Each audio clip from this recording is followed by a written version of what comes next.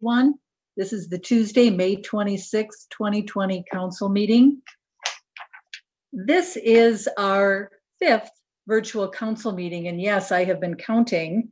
I want to thank my fellow council members and staff for continuing the important work of the city under some pretty unusual and unnatural circumstances. This week, our city hall reopened by appointment only.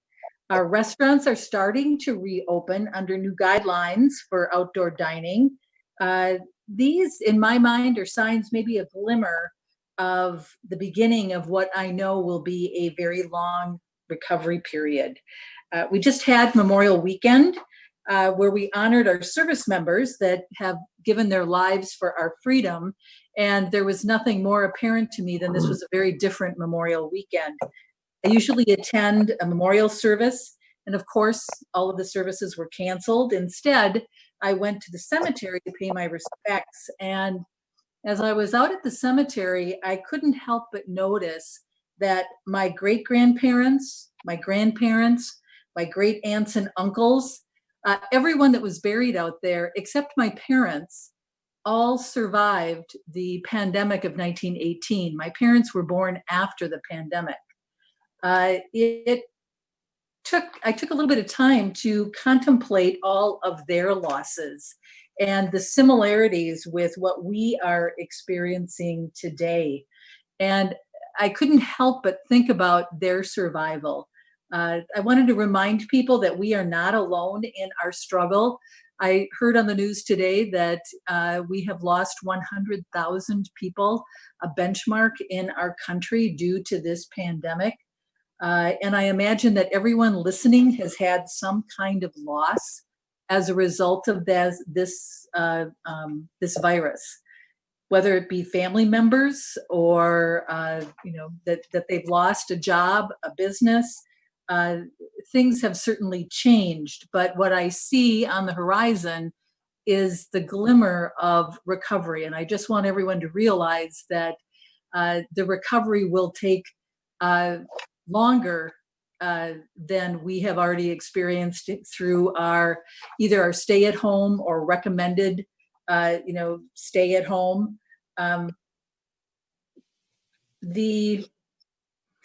I hope all of you will share in my resolve that we're going to get through this and we're going to preserve our humanity and our compassion. And I really am encouraging people that we use this forced disruption as a chance to really innovate and create a new Maplewood. And we can all do that if we keep on moving forward. And I think that's really what I want to focus on tonight. And I think that this meeting and some of the topics that we're talking about really lend themselves to looking forward. And that's really going to be my focus. And I hope that you will join me in that. So before we do our Pledge of Allegiance, I want to bring on our Emergency Management Director, Chief Lucan. He has, for these past 5 virtual meetings, given us just a brief update on what's happening from the emergency management perspective. And I think that certainly I've heard from our residents and some of our business people that they really appreciate knowing about that. So Chief Lucan, are you with us? Mr. Folds, can you? I am. Perfect. Chief Lucan, can you please give us a brief update on where things are? I would be happy to. Good evening, Mayor and Council. Our encampment has been managing themselves fairly well. We have only had one incident at the site between 2 folks, and it was due to one of them accusing the other one of stealing something that was living there. After speaking with Chief Nadeau, we decided that we would up the security there a little bit by having an officer stop by more often than we currently are. They're still receiving food and water each day, and the porta potty is still working out great. And again, in talking to them just yet this afternoon, they're still very thankful for everything that we have done for them so far. I also want to mention that they are aware, and we do say that we're continuing to finding housing for them through Ramsey County. There's nothing out there yet, but as soon as we find something, Mayor, they're well aware that they will be asked to move on, and they're very much appreciative if we can find them a spot. So continuing to do that. All of our public safety are doing well and following all the recommendations and guidelines, and keeping a positive attitude, and above all, doing a great job in serving our customers' needs during this time. I know being out in the field myself, it gets difficult at times, constantly be putting on the PPE that we need to do and going in there, but both police and fire are doing an outstanding job, and all of us should be very proud of their work that they're doing. Our PPE for our first responders and staff there at City Hall is doing well. We are having some problems with getting some disposable gowns, but we continue to find a source for those and get some more back on order here to keep us moving. Most of our other PPE we are doing very well on. We have probably well over 4 months supply in some of those items. Currently, all of the protection barriers are in place that were needed for both hand and that were needed to be put in place for opening. Hand sanitizers and surface sanitizers have also been purchased and put into place. All staff and customers entering the buildings will be wearing masks of some type of a face mask. Policies have been put into place for all staff to follow. And I would ask you to ask either City Manager Coleman or Assistant City Manager Mr. Sable how the first day of opening went today when I'm through here. And what I've heard, it went pretty well. It had a few hiccups, but for the most part, it was real well done. And continuing to work with FEMA reimbursement program. They asked for a lot of details. The good news is we had started from the very beginning to track all of our expenses as well as overtime and other items as it was related to the COVID-19. So we are in a very good place at this time. What I have heard, but I have no way of confirming it at this point, there will be some types of grants or some other programs out there to possibly help us cover lost revenue. How much, that is unknown yet, or for what type of lost revenue hasn't been brought forward yet, but we're hoping to see that in the very near future here. Otherwise, everything is going very well. Obviously, we've had some positives tests done at some of our senior living facilities, and we're working very closely with them to make sure that we can help in any way that we possibly can. So with that, Mayor, Council, I'd be happy to answer any questions. Otherwise, I'm very happy to be able to bring you this update tonight. Thank you very much. Just for a point of reference for those people listening, they may not be aware, but all of Ramsey County is experiencing increased homelessness. And this is something that I can assure you that the city is working very hard on. I know I had a discussion with Ramsey County Commissioner Reinhardt today. I've also spoken with Representative Betty McCollum about the homelessness issue and what we can do to help. And yeah, I mean, you let off with that. So some people may not necessarily be aware of that, but it is a problem that, a social issue that we really need to address.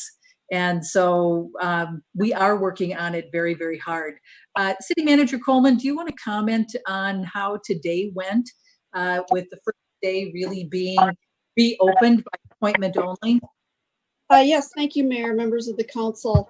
We spent a lot of time preparing for today, and I really would like to just say thank you to Joe Sheeran and Mike Sable, Michael Folds, everybody who got the technology up and working so that people could make appointments through the webpage. And it worked really well this morning. Joe and Sheeran and Mike Sable were out greeting people, helping them understand the system if they needed assistance. We also had staff on the inside directing people to go. And from accounts that I heard from Joe and Mike and also the DM-based staff, the day went actually better than expected.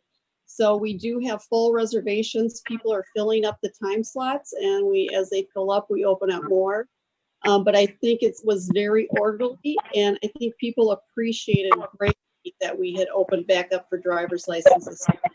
But we did a little bit of all kinds of business today. I think it felt good, and I think staff felt good that they were protected by the new glass barriers that we put up. So overall, I think it's really good. I would let you know that by the end of the week on Friday, we'll give you some numbers and let you have a better picture of how everything went. But it went really well today.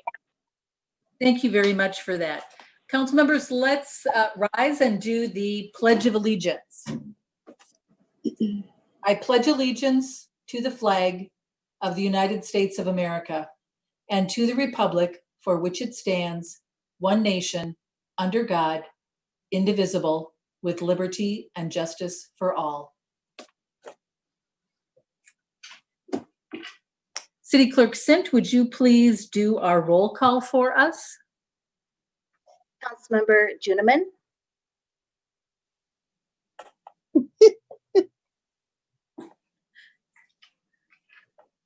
Here. Councilmember Smith, Here. Councilmember Knutson, Here. Councilmember Neblett, Present. Mayor Abrams. Here. Thank you very much. Council members, we're going to do the same round robin that we have for our previous virtual council meetings. Tonight, the order will be Councilmember Juniman, Councilmember Smith, Councilmember Knutson, and Councilmember Neblett. I will also at the end provide an opportunity for each council member for any closing remarks that you'd like to make. I recognize very much that this is an artificial way to conduct business. It's the best that we have for right now, and we're certainly grateful that we have this technology that we are able to continue the business of the city. And so with that, council members, let's move on to the approval of the amended agenda. The amended agenda was sent out last Friday. Do I have a motion for the amended agenda? I move the amended agenda. Second. Moved by Juniman, seconded by Knutson, approval of the amended agenda. Is there any further discussion? Councilmember Juniman, No, thank you. Councilmember Smith, No, thank you. Councilmember Knutson, No, thank you. Member Neblett. No, thank you. Hearing none, then all those in favor, Councilmember Juniman, Aye. Councilmember Smith, Aye. Councilmember Knutson, Aye. Councilmember Neblett, Aye. and I vote aye as well. The agenda is passed. Moving on to the approval of minutes for our May 11th, 2020 council meeting. Is there a motion? I move approval. Second.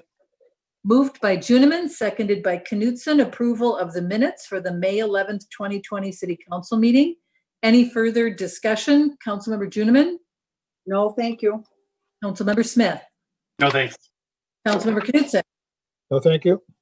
Councilmember Neblett. No, none, thank you. Okay, hearing no further discussion, then Councilmember Juniman, how do you vote? Aye. Councilmember Smith, Aye. Councilmember Knutson, Aye. Councilmember Neblett. Aye. I vote aye as well, and the minutes are approved. Moving on to appointments and presentations. City Manager Coleman, this is your subject. Mayor, Yes. I'm sorry to interrupt you, but I just wanted to let you know, I just came across my phone that there is a tornado warning in Maplewood right now. Uh-oh. Oh, Um, ordering folks to take shelter. I don't know where it is yet, but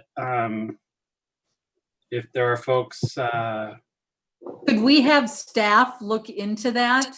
We just had our emergency management director on the line. Perhaps we can consult with him or our police chief. Yes, Mayor. Mayor, Go ahead. Mayor, I'm still on the line here, and I just heard that we have no sirens going in that I'm aware of in Ramsey County. I am on my way back to the office to check. You sure that wasn't possibly Washington County's Councilmember Smith? it says severe thunderstorm. It looks like South Maplewood, so I'll just Rosemount, Inver Grove, and Maplewood, Cottage Grove, St. Paul Park. They calling it a tornado warning or a severe thunderstorm? They're calling it a tornado warning. Actual tornado warning. All right, I'll get some more information and get back to you. Okay, Okay. thank you. And Councilmember Smith, if you need to do something because, I'm gonna at least step away and make sure my family's somewhere safe. I'll be back. right, I want to make sure that, yes, that safety is number one here. Okay, let's, Okay, what time is that fire located on?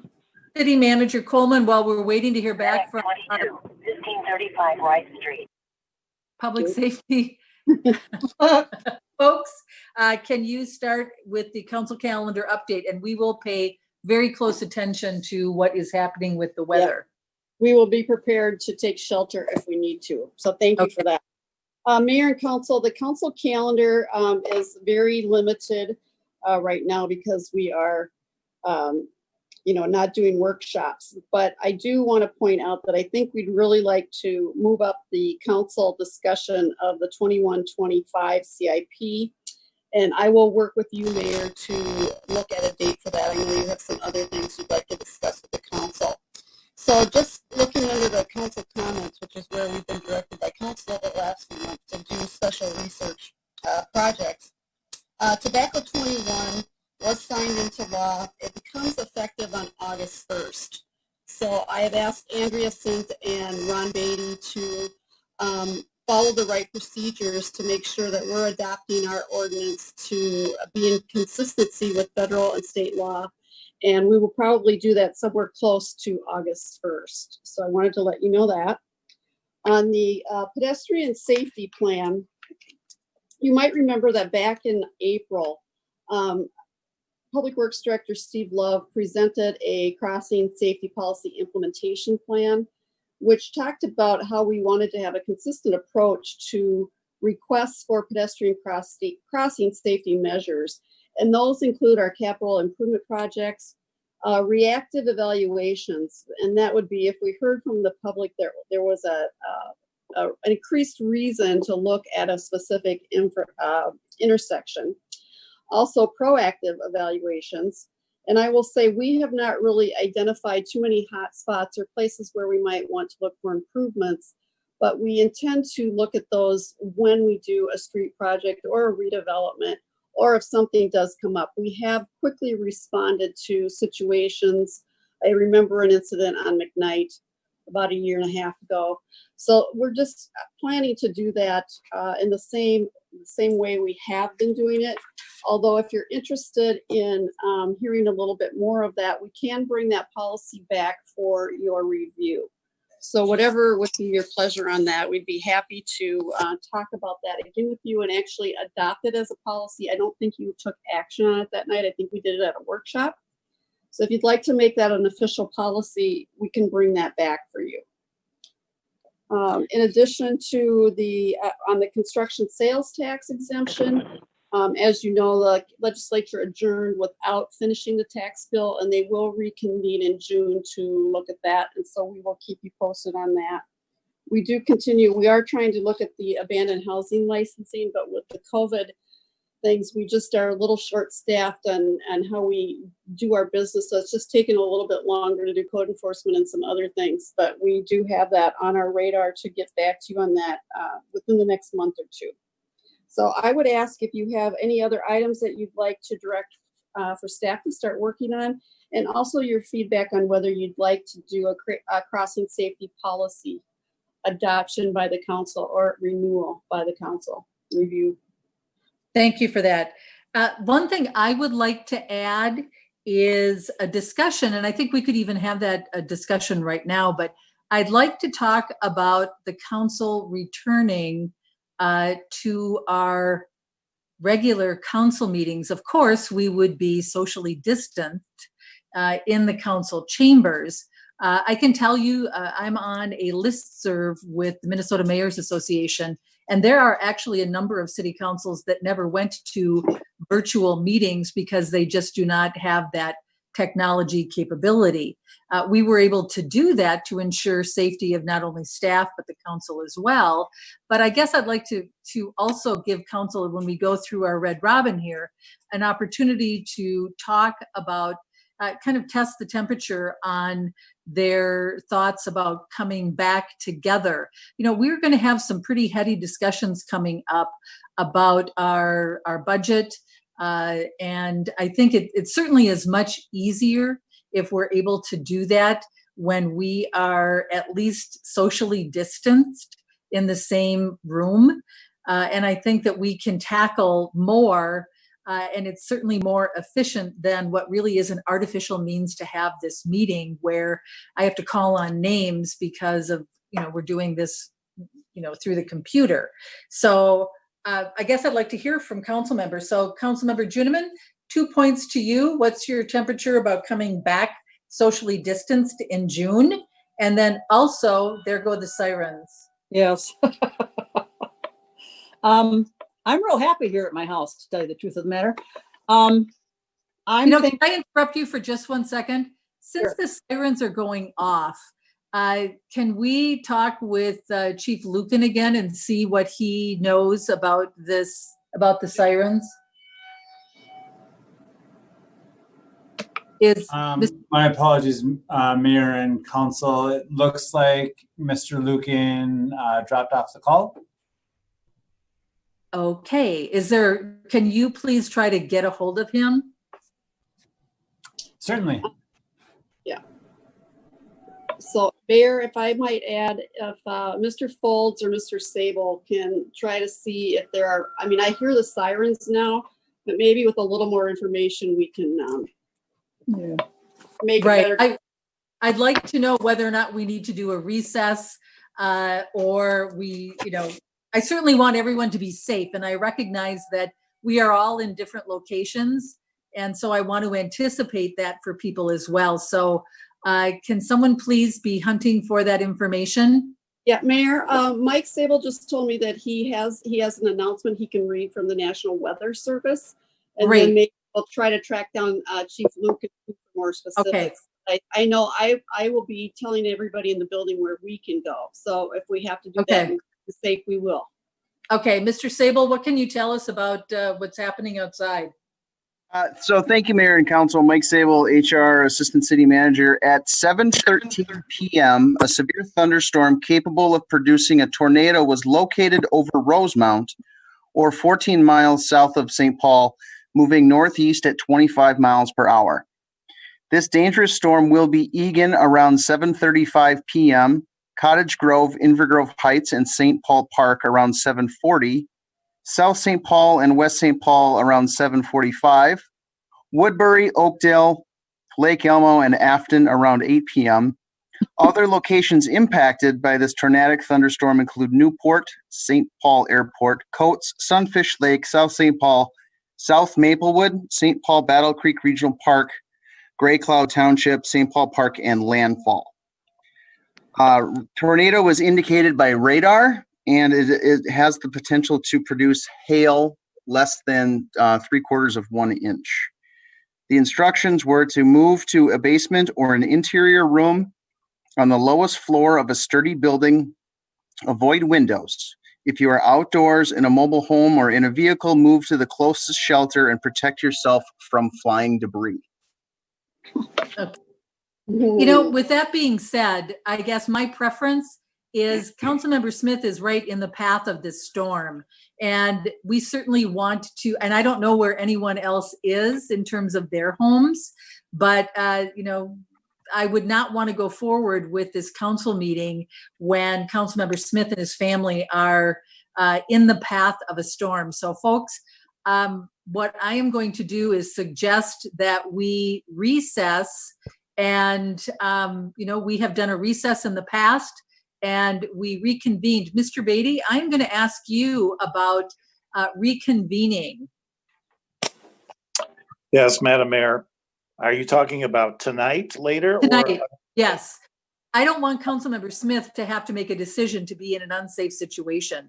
And so I believe that we need to take a recess. And so that way we can just simply continue this. Can you outline that for us, please? Sure, Madam Mayor, Council. Simply a motion to recess either to a time certain or until the all clear And so people can then do whatever they need to do in the meantime and come back. I suppose time certain makes sense because we aren't in the same place and can't see one another the way we would if we were all at City Hall. So council members, I would entertain a motion to reconvene, but I would like to have a date certain so that we can get this this important business taken care of. This is Councilmember Smith. I'm back here. Thank you, Mayor, for your kindness here. I'd be free any night this week. Cool. Okay, are you making a motion? I thought tonight. I thought it was yet tonight. Or tonight. Or do we want to reconvene when, do we want to say 9 o'clock, Oh, no. 8:30?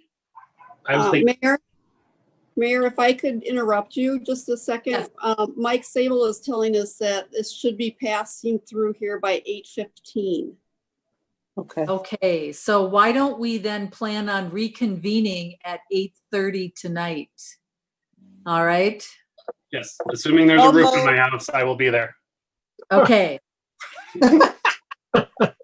Mayor, does it make any sense to ask the county if they're willing to wait till 8:30 or if they would prefer another date? Or, sometimes when we don't have meetings, they're what? That's a very good point. We have guests from the county, Carrie Collins, Jean Kruger, Martha Faust, and Victoria Reinhardt.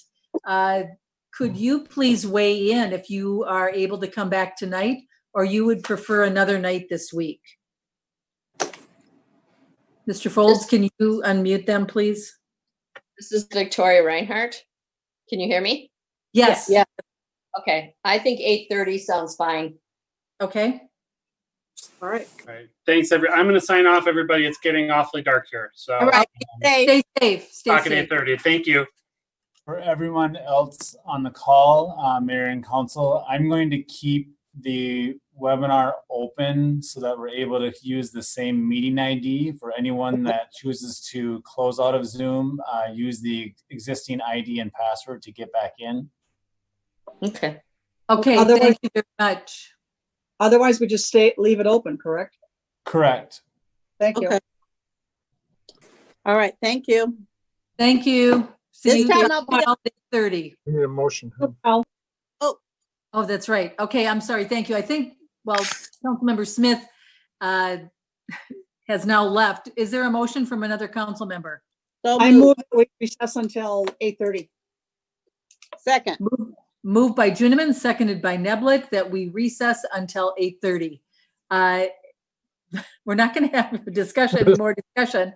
Councilmember Juniman, how do you vote? Aye. Councilmember Smith stepped away. Councilmember Knutson? Aye. Councilmember Neblitt? Aye. And I vote aye as well. Pandemics and storm warnings. We're going to get the business done in the city. So talk to you all at 8:30, folks.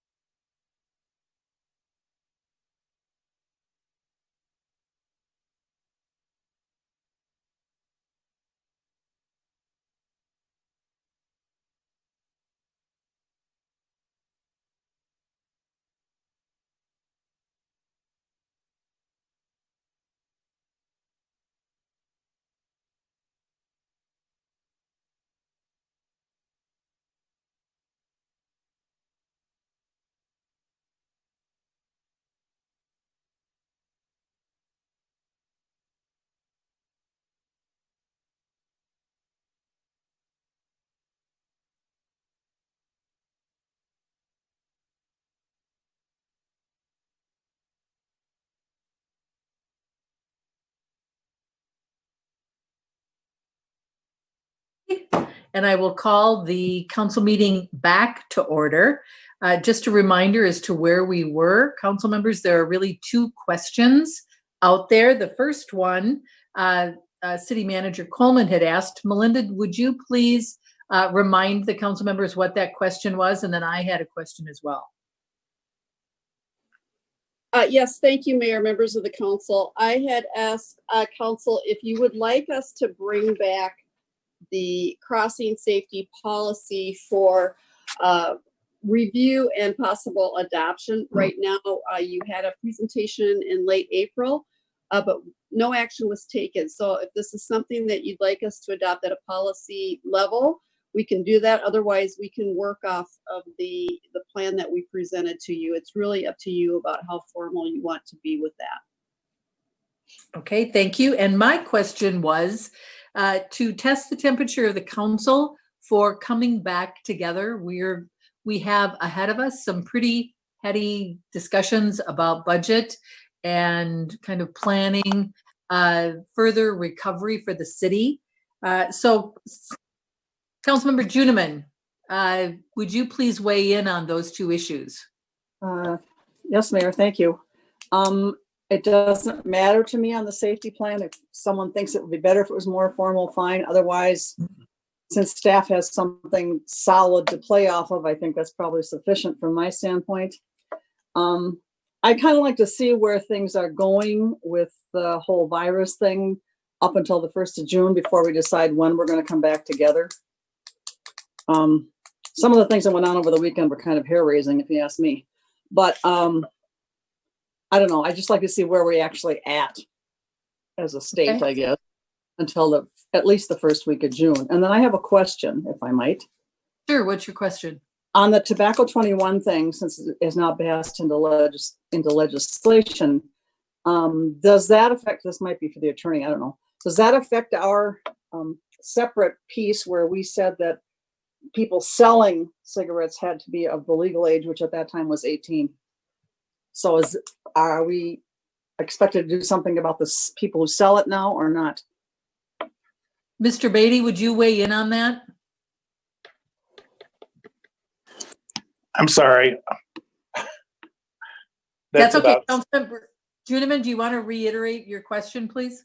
Yes, since way back when we said that you had to be 18 to purchase cigarettes, we also changed it that you had to be 18 to sell them. Yes. So now with the raising the legal age for purchasing them to 21, does that affect our ordinance about the people selling it? Do we need to do something about altering that as well or not?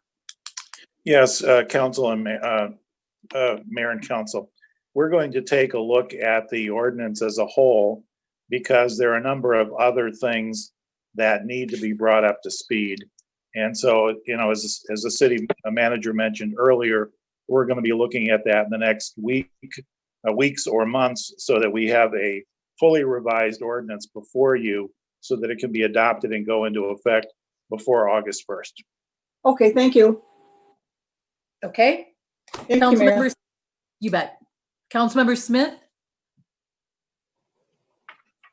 Thank you, Mayor. I think with the level of mortality we've had of pedestrians over the last couple of years, I would like to formalize our program through the council. I think it's just, if nothing else, just to highlight the importance that we see on promoting pedestrian safety. So that's my 2 cents on that one.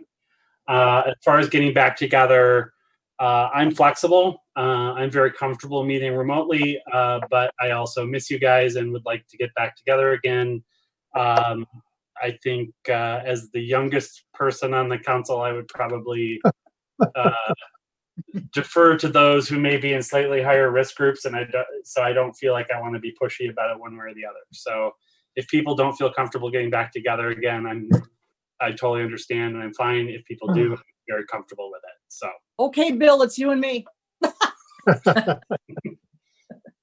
Okay, thank you. Councilmember Knutson, your thoughts. I agree with Councilmember Smith regarding the public safety and pedestrian plan. I'd like to see that emphasized, so have it come back. And I'm just fine with meeting in spite of my aged appearance. Certainly. Okay. He knows that he's not the most senior. No, Councilmember Juniman, you take that one. Councilmember Neblett, what is your preference? I am with Kathy on the pedestrian safety plan. If the staff feels comfortable working off what they already have, that's fine. If it's brought back to, codify it, I'm fine with that too, but the staff is fine. I'm fine with it as well, the way it is. Getting back together. Yeah, I miss you guys too, but this past week has been really kind of tough in our state. And I'm comfortable doing this. But June 1st is really seems quick to me. I would prefer looking at July 1st, but I will do whatever it is that we decide to do. Thank you. Okay, thank you, council members. I'll weigh in. City Manager Coleman, I tend to lean towards a formal adoption of it so that this stays kind of front of mind. I'm in agreement with Councilmember Smith about we have had some pedestrian issues, and just in terms of ensuring safety and that is a priority, I think it's a good idea that we formally adopt it, and that way we kind of keep that issue in front of us and that we revisit it. So that's my thought on that.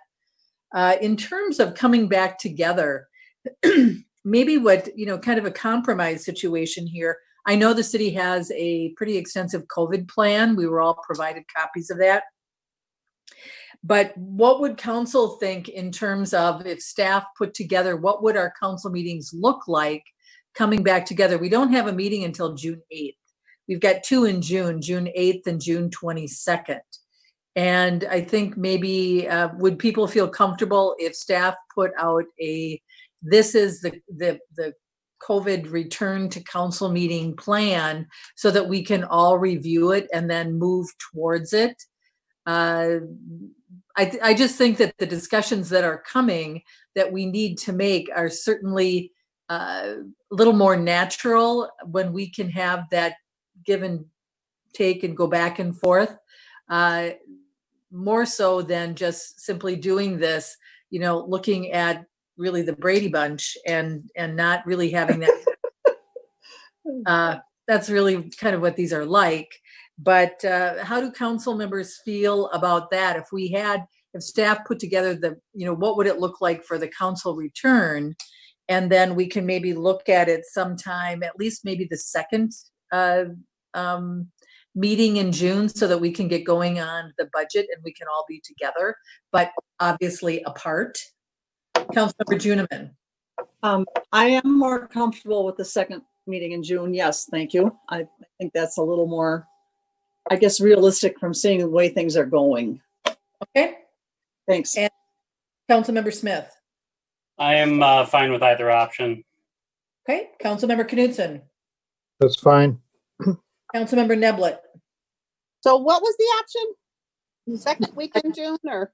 Council, the June 22nd meeting, which is our second meeting in June.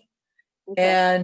And council or staff would put together a plan, give us the information about the council return to the council chambers prior to that. Okay. Are you comfortable with that? With the plan coming forward by the 22nd? It shouldn't take that long to have the plan. They already have a plan for City Hall. So prior to the 22nd, and then if everyone is comfortable, then we would aim, obviously short of something else happening. And we certainly have to be nimble on this, folks. evidence of tonight's storm. But maybe with a goal of returning so that we can be together June 22nd. Okay, this is my concern. I live in a house with a husband who has multiple medical issues. And this isn't necessarily about me, but it's more about him. Okay. So we can shoot for June 22nd, but I got to be honest and tell you, I don't know if I'm going to feel comfortable being there June 22nd. And I'll just play it by ear. Okay. Let's do that. I appreciate your comment. And certainly safety is utmost in, I think, everyone's mind. And, you know, we'll work through that, okay? Yeah, of course. Thank you. Okay. Mayor, this is Ron Beatty. Could I jump in for a minute? Certainly. I'll work with staff on putting something together, but just as a preview of what that's going to include, there are a couple of options. One is going back to full in-person meetings as we knew them before, but there is a half step between that and what we're doing. And the half step is allowing people to come to City Hall for meetings. It requires one member of the body, in other words, one council member, or the city manager, or the city attorney to be physically present. But everyone else, including staff and the other council members, can attend remotely. And so I'm not advocating that necessarily, but that is sort of a half step in which the meetings could be at least partially in person, but anyone who does not want to attend or doesn't feel comfortable attending can still do so remotely. And I can flesh out some of those details, but I just wanted people to understand that that is an option. Thank you for that. I think that that's very, very helpful. Mayor? City Manager Coleman, is that kind of clear where we're going with that for you and staff? Yes, Mayor, I think that we would be prepared to give you some options. Mr. Folds and myself and Mike Sable were talking about some of those while we had our break here. And so we have some ideas as well. It does get a little problematic with presentations from outside agencies such as Ramsey County this evening, but there's nothing we can't work through. So our plan would be to work with Mr. Beatty and staff to prepare you some options, and then you can decide what you think would work best for this body. Okay, thank you very much. Mayor Abrams? Yes, Councilmember Juneman. Thank you, Mayor. This is just a little piece that refers back to the pedestrian safety thing. I don't know if everyone is aware that our investigators in our police department did solve the hit and run from last November. Yes. So they do something, and they were successful in apprehending the person who caused great physical harm to the person over on English Street. So I just want people to be aware. They stay on it till something important is solved. Thank you very much. Thank you, Mayor. Okay, council members, then we are moving on our agenda. We do not have, there were no council presentations. And so we are moving forward to the Ramsey County presentation, Ponds at Battle Creek. I understand that we have Carrie Collins, Jean Kruger, Martha Faust, and Commissioner Reinhardt on the line. Can you please identify who is going to be making the presentation? I think it's, well, Mr. Thompson, it looks like you're going to start. Why don't we start with you, and then whoever from the county is going to be making the presentation can also talk. Mr. Thompson, would you please introduce this for us, please? Sure. Thank you, Mayor and Council. So I just have some brief introductory remarks. I think you mentioned that the staff and commissioner that are here from Ramsey County, we invited them just to put it on the council's agenda to give the full council an update on the ponds at Battle Creek and some of the county-owned land next to the correctional facility. And so they're here to present on that. We also did include in your packet a proposal we have from Perkins and Will around a potential community engagement process. Should the council and ultimately the county decide on a different use out there, what we think a community engagement process could look like. So I can go through that in more detail if the council has questions, but just wanted to introduce the county and have them present. Okay, great. Then we'll circle back to you concerning the proposal by Perkins and Will. Okay, can you please identify who's going to be presenting for the county? This is Carrie Collins. Can you all hear me okay? Hi, Carrie. Hi. I can begin with some introductory remarks, and I think our property management director, Jean Kruger, will steer us through some information around the site. But so I'm Carrie Collins. I'm the Director of Community and Economic Development and proud Maplewood native. So I'm happy to be here this evening, even under the bizarre circumstances. Before we kind of get into the information, I do want to say thank you to your Parks and Rec team and to the decisions on Wakefield Park. My parents live on Prosperity Road, and we bring our boys to play in that park under traditional circumstances, and it's absolutely beautiful. So appreciate the work that has gone to make that park such a wonderful regional place to congregate.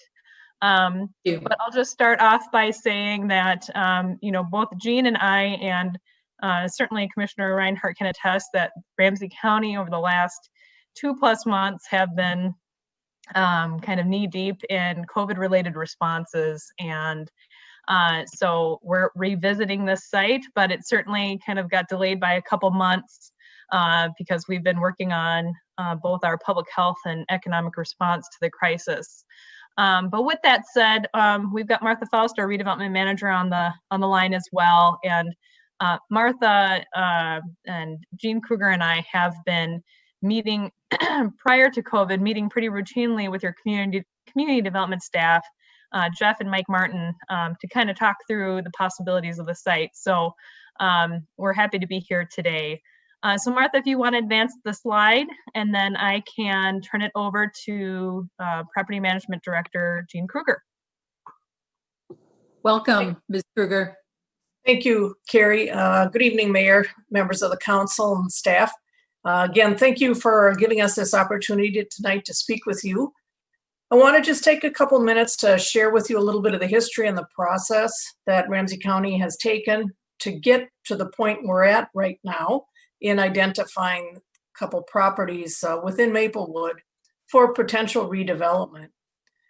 We have, Ramsey County, we have two major initiatives that are going on. One being our 21st Century Parks and Recreation System, and secondly, continuing work on our strategic facilities plan. Really, between these two initiatives, it's asking that we, the county, take a look at all of our properties, all our buildings, and see how they align with the needs today and the future for our residents. And I will just say that I think COVID-19 has given us a whole nother lens to look at the needs of our residents as we go through the next few months. But through the 21st Century Parks and Recreation System, as you know, in August of last year, the board decided to really take a look at the whole of the county park system overall and just understand our demographics, our residents, our locations, and what in those park systems really serves the best needs going forward. And a part of that was looking at the county's golf courses. And as you're well aware, the county board's 2020 to 2021 budget recommended the closure of the Ponds Golf Course at the end of this 2020 season. Next slide, please. Running parallel for the last years, as I said, the county has marching along through its strategic facilities plan. And under this plan is really looking at all the facilities with that eye, as I said, towards residents first. So through that, we've identified a few directions, a few areas we want to make progress in serving the needs of our residents. But also as a part of that, we're looking at any properties that really aren't serving a need and are perhaps underutilized.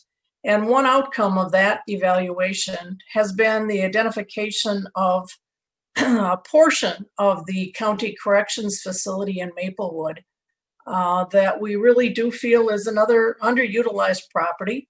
And we want to take a hard look at that along with the team there in Maplewood to take a look at that property as another candidate for reuse. And I'll just share a little bit details on each of these properties with you next. So as you're no doubt well aware, the ponds at Battle Creek, we will keep that course open through this 2020 season. And as Carrie mentioned, we have been and will continue to work with the city staff to understand and evaluate the best use of that land. As you know, we, the county, do not have the land use authority, so we definitely need to work in alignment with Maplewood to understand what the property is or what it could be to serve the best needs of all parties involved. Notice our little red line on this graphic is, excuse me, is just a little bit out of alignment. But I want to mention the gun range. The gun range is the part of our overall parcel that's in the lower or southwest corner, which we lease to the city of St. Paul. We are in renegotiations with the city on that lease for the gun range. We have given them a draft agreement that they have been reviewing, and that too, unfortunately, has been a bit delayed with the COVID-19. But the end result of that is to really establish a stronger lease agreement with the city for that gun range, for their use of that property for that purpose, and ultimately moving towards the requirement that they use suppressors on the long guns at that gun range. So that is moving along actually very well, COVID-19 aside. And our goal was to have that to our board in June. I think we're going to have to slide that a little bit, but that will go before our board and the city of St. Paul for approval, I would say at this point in July. But we don't see. Go ahead. Oh, go ahead, Ms. Kruger. Well, okay. we reserve our questions until later. Yep, that's fine. Thought I heard somebody say something. So we don't see any problems with that moving forward. So next slide takes us to this portion of the corrections facility property.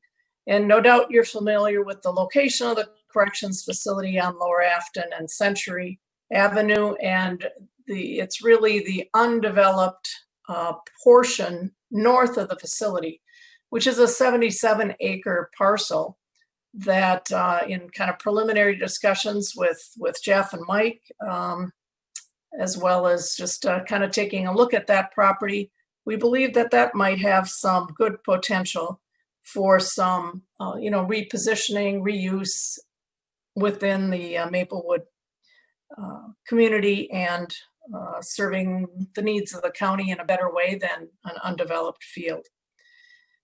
But again, the land use, we must work that through with the city of Maplewood. And that's certainly what we intend to do and continue to do, working with everyone there, specifically including Jeff and Mike Martin. With that, I'll turn it back to Carrie to talk a bit about where we're at in terms of our next steps. All right, Martha, if you want to advance a slide. So, at this stage, especially under the COVID climate that we're in, we're trying to gather as much information as possible to bring back to the board for consideration. And so we're starting to get kind of figures around due diligence and various aspects of due diligence. One aspect of that is to the degree that we do some pre-environmental assessment, phase 1, phase 2s, to determine what types of, possible contamination could be there, and to the extent that we try to, clean that up now or wait down the road. The other piece, of course, is around wetland delineation. We'll need to understand that because that will have a huge impact on the developable area. And then lastly, we need to do some sort of market assessment, especially now more than ever, to determine if there's any development interest in the site.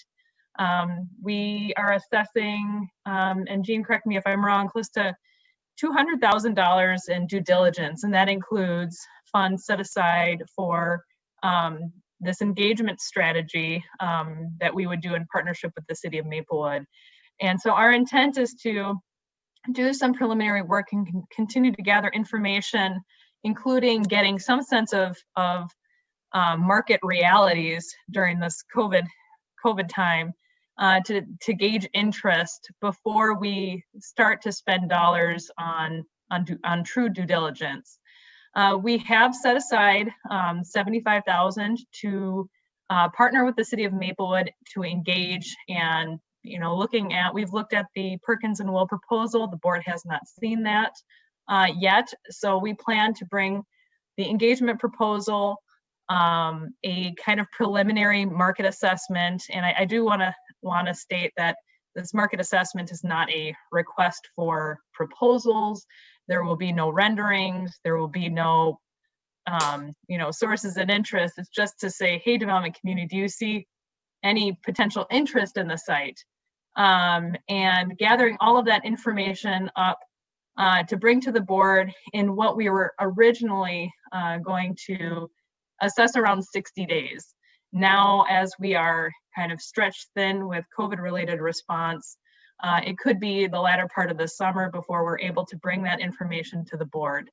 But the intent is to kind of say, okay, we've collected this information. Here's where we're at. Here's the proposal that's before us for engagement. Now as a board, how would you like to proceed? And once we have that conversation with the board as a collective and we get direction, then we are happy to come back to the city of Maplewood and discuss what the timeline looks like. I think more than anything now, there's a lot of uncertainty around a timeline, and if there's a significant amount of market interest, then maybe we want to trigger that engagement proposal sooner than later. Or if we don't get any interest at all, then we need to start to think about the timing of this process, and maybe we wait and do an engagement process when the market has kind of bounced ever so slightly. So that's our intent with the next steps. So I would say we're in almost this preliminary due diligence type of process. Ramsey County, acting as the property owner, is looking a little bit as risk assessment, as far as to what degree does the county want to be involved in the development of this site. We know that there's a commitment to partnering on engagement, but we just need to determine to what extent. And I just want to commit to the Maplewood City Council that, again, your community development staff has been a pleasure to work with.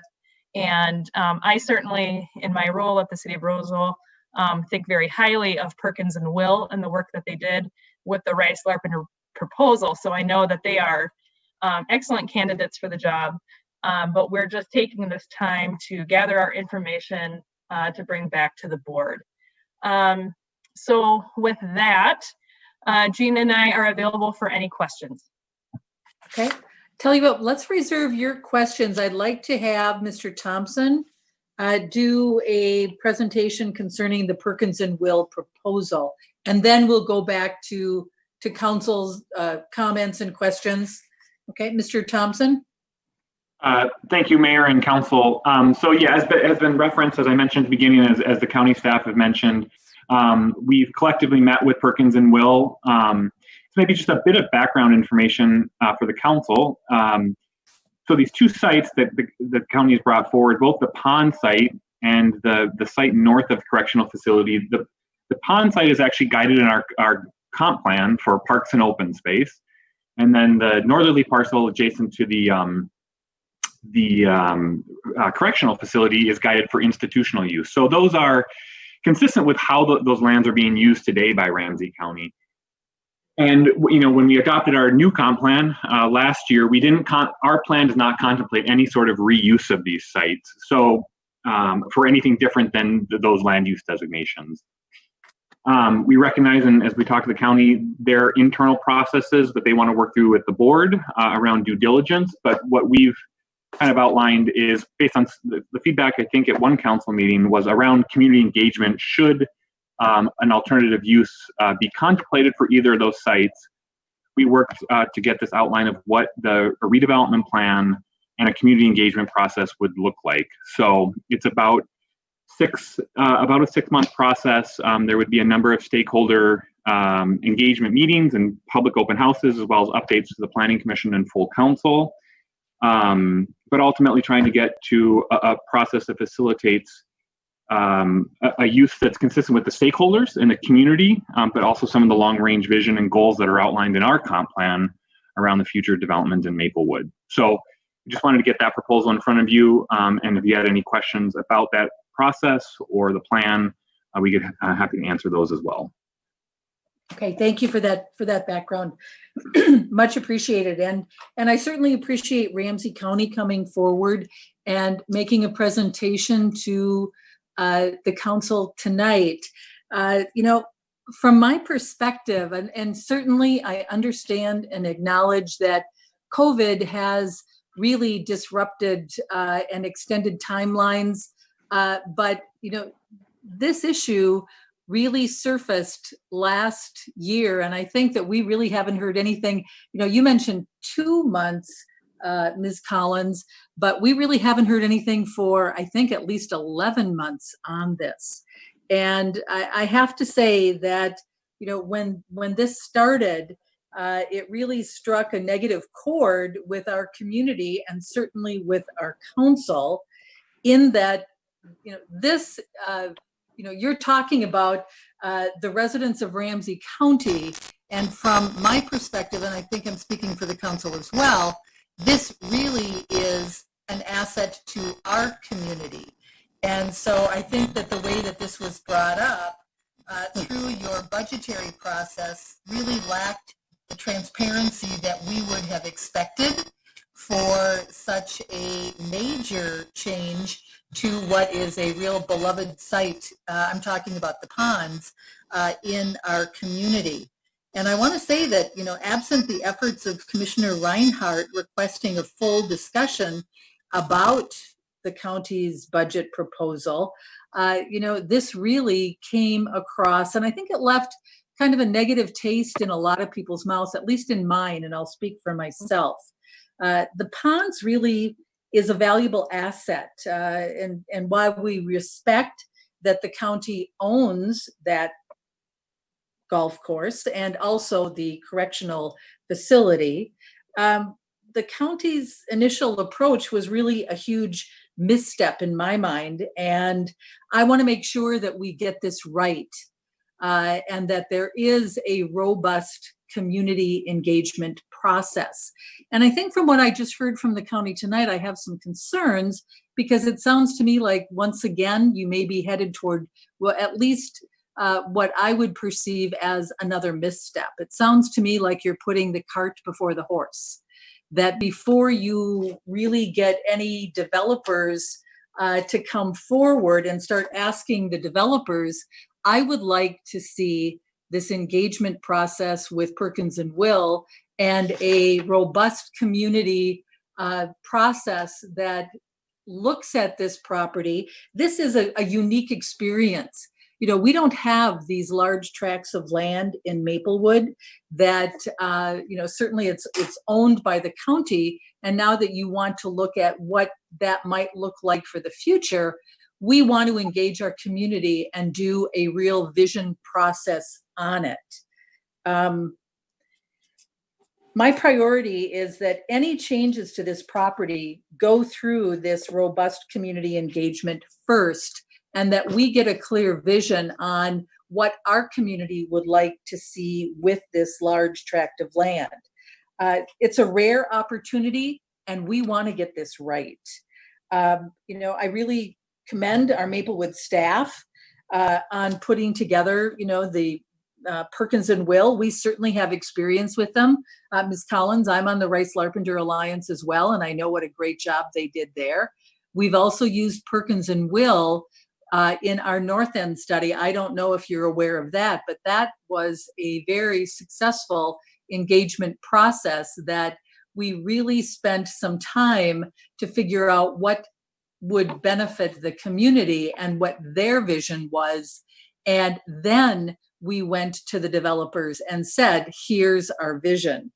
And so I certainly am a little bit cautious. I want to make sure that there's not going to be another big misstep here, and that you start talking to developers, because I think what really comes first here for me is hearing what our community has to say and listening to that, and then presenting a vision, because I think that then that's clear, that that's something that I can get behind, in that this is our community looking at this and talking about this and vetting this. And I think that that, to me, just seems so much more logical. That's really what has been the process for Rice-Larpenter. And it's also the process that worked so successfully with the North End, because we have seen that where there is a vision plan, developers then are interested in that, no matter what that may look like. But we need to get community input. And, unfortunately, that has been lacking to this point. And I want to make sure that that doesn't happen again, that we don't have any more missteps. So with that, I'm going to go around our round robin with our council members and get their input on this as well. Councilmember Juniman, you're the first one up on this tonight.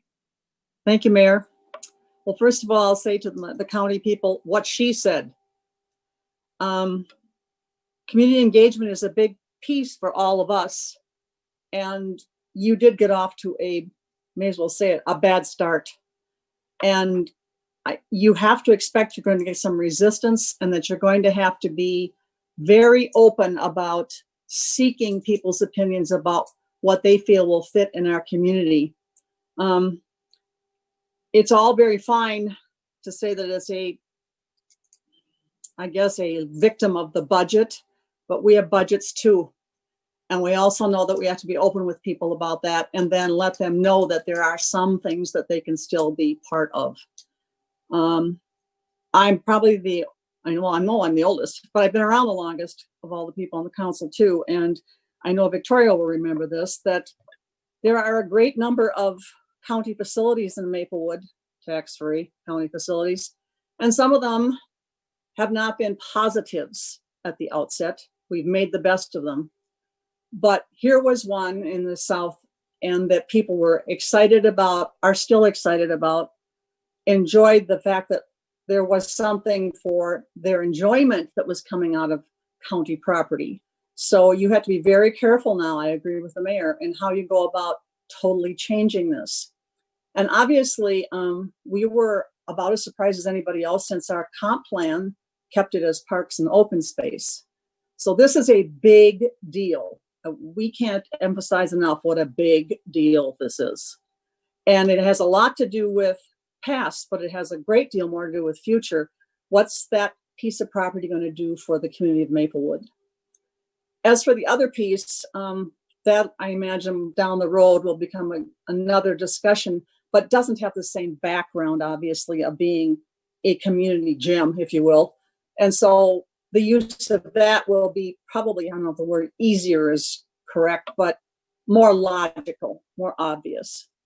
So I'm with the mayor. I just think you have to be unbelievably open and have much more community engagement than you probably ever imagined was necessary. And you don't just listen to people, you hear them, so that we can come back with our goals, I guess we could say, as a community, for how this will best suit everyone, the county's budget, but the community of Maplewood. It's a huge piece. And I just don't want to see people feeling forced and walking away with another bad taste in their mouth. I agree with the mayor. We need to find out something that will work for everyone involved. Thank you, Mayor. Thank you very much. Councilmember Smith. Thank you, Mayor. Yeah, I agree also. I think, we are coming off of a situation where everybody was surprised. And I think if there's one thing I've learned since I've been on the council is that surprising people is never effective. And living down here in South Maplewood, I hear a lot about this. It's a big concern for a lot of folks. And,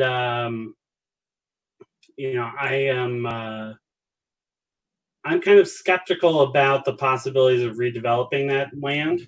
I think it works well in its current use, and I would have to be it would have to be a pretty creative and different approach, I think, for me to be excited about it. It's there are times in Maplewood, and I don't like to sort of subscribe to victimist mentality, but there are times where it sort of feels like Maplewood gets the short end of the stick a lot. It's sort of like, we're taking away your golf course, but don't worry, we'll make that gun range slightly quieter. It's and I agree, but for the efforts of Commissioner Reinhardt, I don't think there would have been a discussion on either of those issues. It would have just happened. So, I do see our role also in protecting the interests of our residents and making sure that we are really being thoughtful about this approach. I've had a hard time too getting to the bottom of exactly what the motives are behind all of this. On the one hand, the way I sort of understood it before was that the county just doesn't really want to be in the golf course business, which I can understand. It's starting to feel more like the county feels strongly there should not be a golf course, and that it should be something else, or that there's a need to unload that land and get out of the ownership business altogether. There's a lot of different dynamics going on, and I'm not sure I totally understand what the interest of the county is that they're trying. What is their ultimate end? Is it to get rid of the land one way or the other? Is it to get rid of the land and make sure it's never a golf course again? Is it to keep the land but have it be a different use? These are all things that are going to be important for us to understand as we go through this process. As for the other plot, I'm more supportive of that. I guess my concern there is if the process is going to bundle those two together, does one poison the other? And I think that's something for us to consider as we go through this process as well. Thank you, Councilmember Smith. Councilmember Knutson. Well, let's see. What's interesting is, Ramsey County decided to get out of the golf business, and I guess if it was extraordinarily successful, they would have stayed in it. So I got to trust them on that. It's currently not for sale, and then talk about disposing. Then we go on to say that it's guided for park and open space, which be great to be next to or near a golf course. Unfortunately, there's also a fee to travel in that land, greens fees and so forth. So it's really not available to the entire community when you think about it. So, I just think the Perkins and Will study, and we, of course, will have to stay within our reasonableness relative to guidance and the comp plan and zoning and so forth. And so I think, moving ahead with this study is probably the most important thing we can do, because of Victoria and other comments that everyone has previously made. We're now at the table, and that's no sense in looking back. So I see us looking forward to a great plot of land with all kinds of input. That's it. Thank you, Councilmember Knutson. Councilmember Neblett. Thank you, Mayor. Well, not to rehash anything that anybody else has already said, I think the mayor framed it perfectly as far as I'm concerned. The one thing that sticks out to me in this whole process that maybe that kind of, I think, defines Maplewood is that I would say that community engagement is part of our culture. And I can't think of any project, any road construction project that we have done in at least the last year and a half I've been on the council that has not included community engagement. And I was looking at your next steps, and I think, Ms. Collins, you talked about the market assessment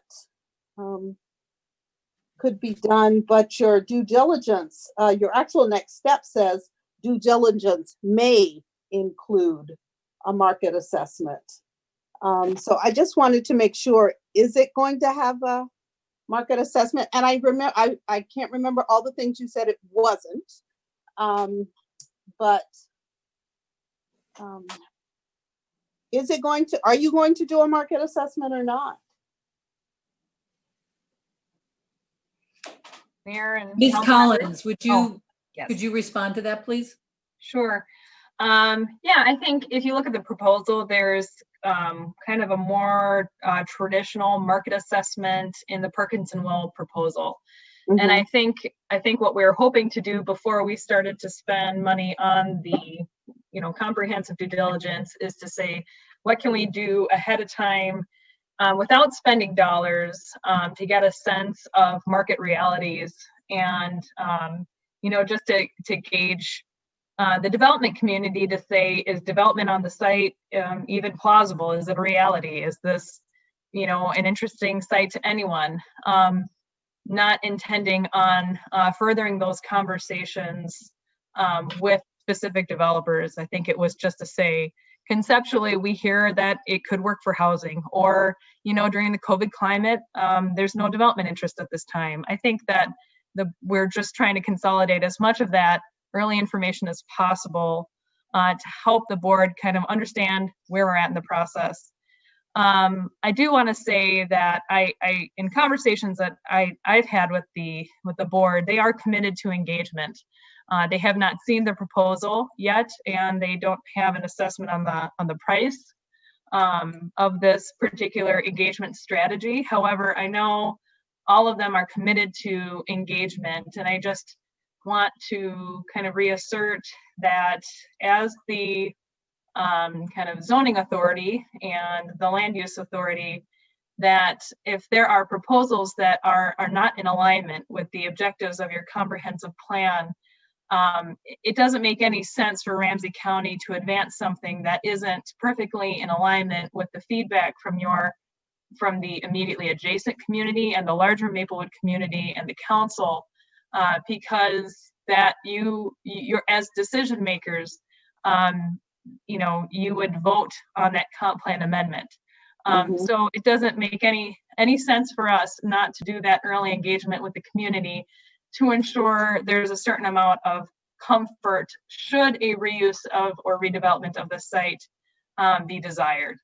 So I just want to emphasize that commitment to you. I think what we're trying to do right now, especially with the circumstances that we're under, is try to prepare as much information to the board to really gauge that timeline.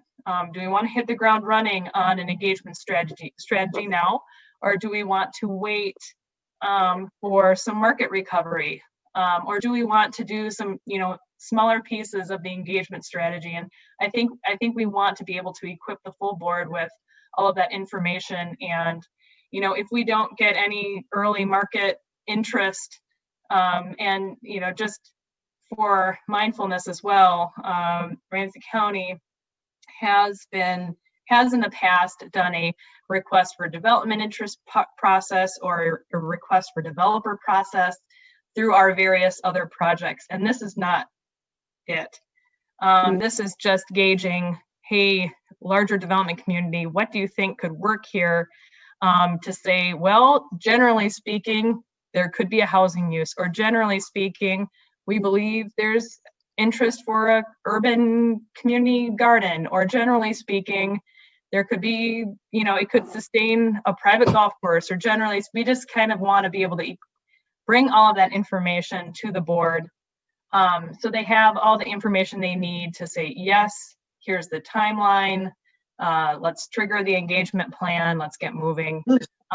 So hopefully that provided some clarity. Yes, and I think it goes back. I'm sorry, go ahead, Councilmember Neblett. Did you want to finish up? Yes, please.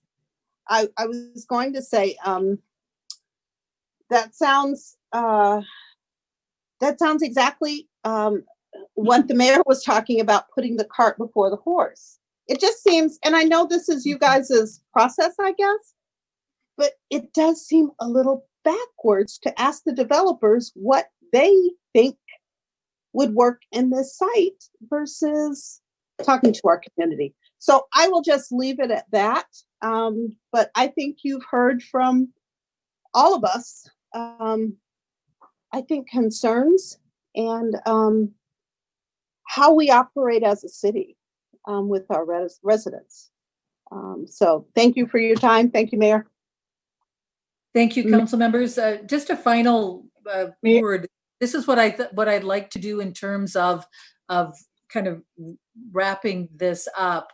I had a couple of comments. I wanted to also hear from City Manager Coleman, and then I also want to hear from Commissioner Reinhardt.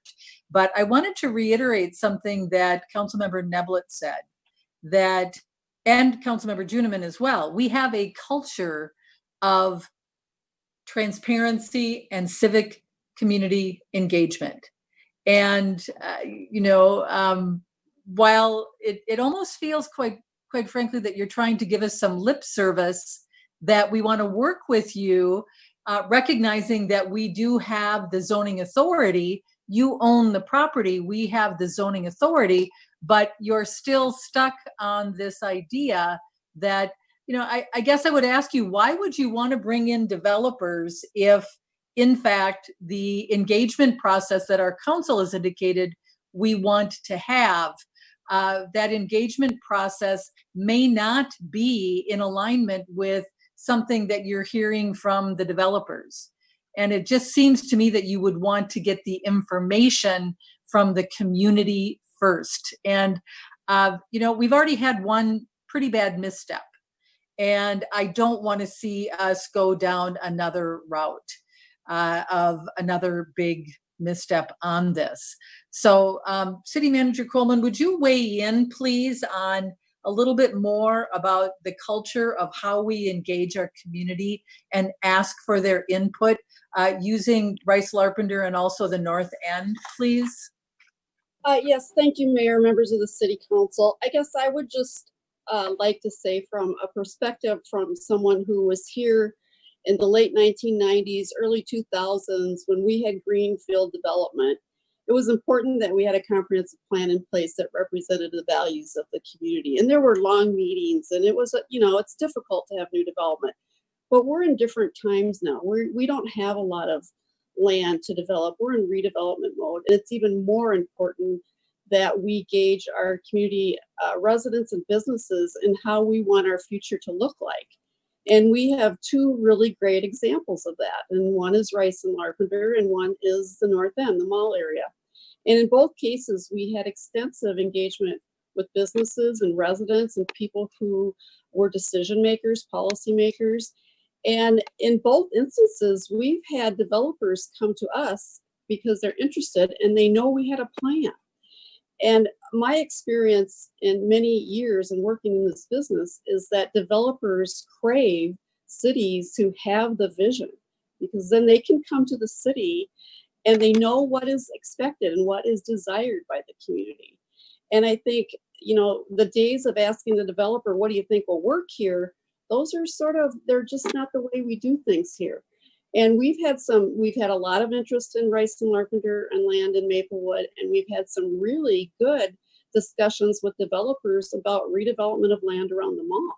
And they all say that they came to us because they knew we had a plan in place. So I guess I would just ask the county to reconsider their approach to this. I think our success in Maplewood, we do have a reputation for involving people in our projects. And I think we don't want to take a misstep here and do it differently with this one. It's too important. Land is too precious. I'd also ask the commissioner to maybe comment on how we could maybe be a better partner with the county and have a place at the table when you start this discussion with them. I heard Ms. Collins outline a process that you want to give the board some specific feedback on what developers might say would work or wouldn't work, and whether this is a bad time or a good time. But I would like us to be able to have maybe consideration of a place at the table for Maplewood representatives during that kind of discussion. So those are my thoughts, Mayor. I really appreciate the fact that we're all here talking about this tonight, because I think this is a good step. We can start stepping forward again. But I do have some concerns, as you have labeled, some of you have labeled, putting the cart before the horse. So thank you. Those are my comments. Thank you, City Manager Coleman. Commissioner Reinhardt, could we hear your thoughts, please? Yes, you can hear me, right? Yes, we can hear you fine. Okay, good. Welcome. Well, first of all, thank you. It comes as no surprise to staff that I agree wholeheartedly with your first comments, because the process, it didn't work the way, if we could look in hindsight, I know that there are people from the county manager all through the entity that would have probably said, yeah, we should have done some things differently, clearly. But no sense in looking backwards, because now we're looking forward. I can tell you that the addendum that was passed by the full county board did include the community engagement and the work with the city of Maplewood to come up with what was the best options to come there. I was a little surprised, to say the least, that when Carrie, when you said that it wasn't a request for developer interest, when that's all that's ever been said to me. So I'm not sure what this really is, but the community engagement part of this was so important that I put it into an addendum that said we must do this, so that when we go out and try to find out what it is we're going to, do there, that we know what Maplewood wants, because we're not going to go and ask for something that Maplewood is going to reject, or through the engagement process. And I guess to keep it really fluid. The other thing is, when we were talking about the different parcels there, because initially this conversation was about the ponds. Mm-hmm. And we said, well, you know what, let's look, and the way you described it was excellent, Carrie and Jean, as far as looking at the whole thing and trying to see how these pieces fit together. But it was also made very clear that we could have something that would be for the ponds area and something different for the other portion, that this wasn't just, all for one and one for all kind of thing, that it was something that we could really look at, again, what does the community want? And so I think that it's going to be incredibly important that the community engagement happen prior to the developer interest or whatever it's going to be, because you could get proposals that wouldn't fit with what the community wants. I also know that it's important to the county, to the county board, to our staff, that Maplewood really take a lead in this part of it. And you quickly, from the very beginning, said, yes, when it comes to community engagement, we're going to be right there with you. And in fact, we will take the lead. And I think that is critical here as well.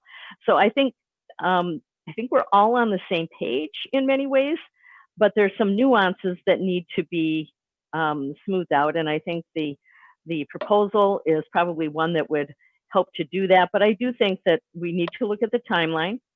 I also want to point out, though, just one other thing, and that is one of the things within the addendum, again, was that we would look at different options for this property, including the possibility of it remaining a golf course.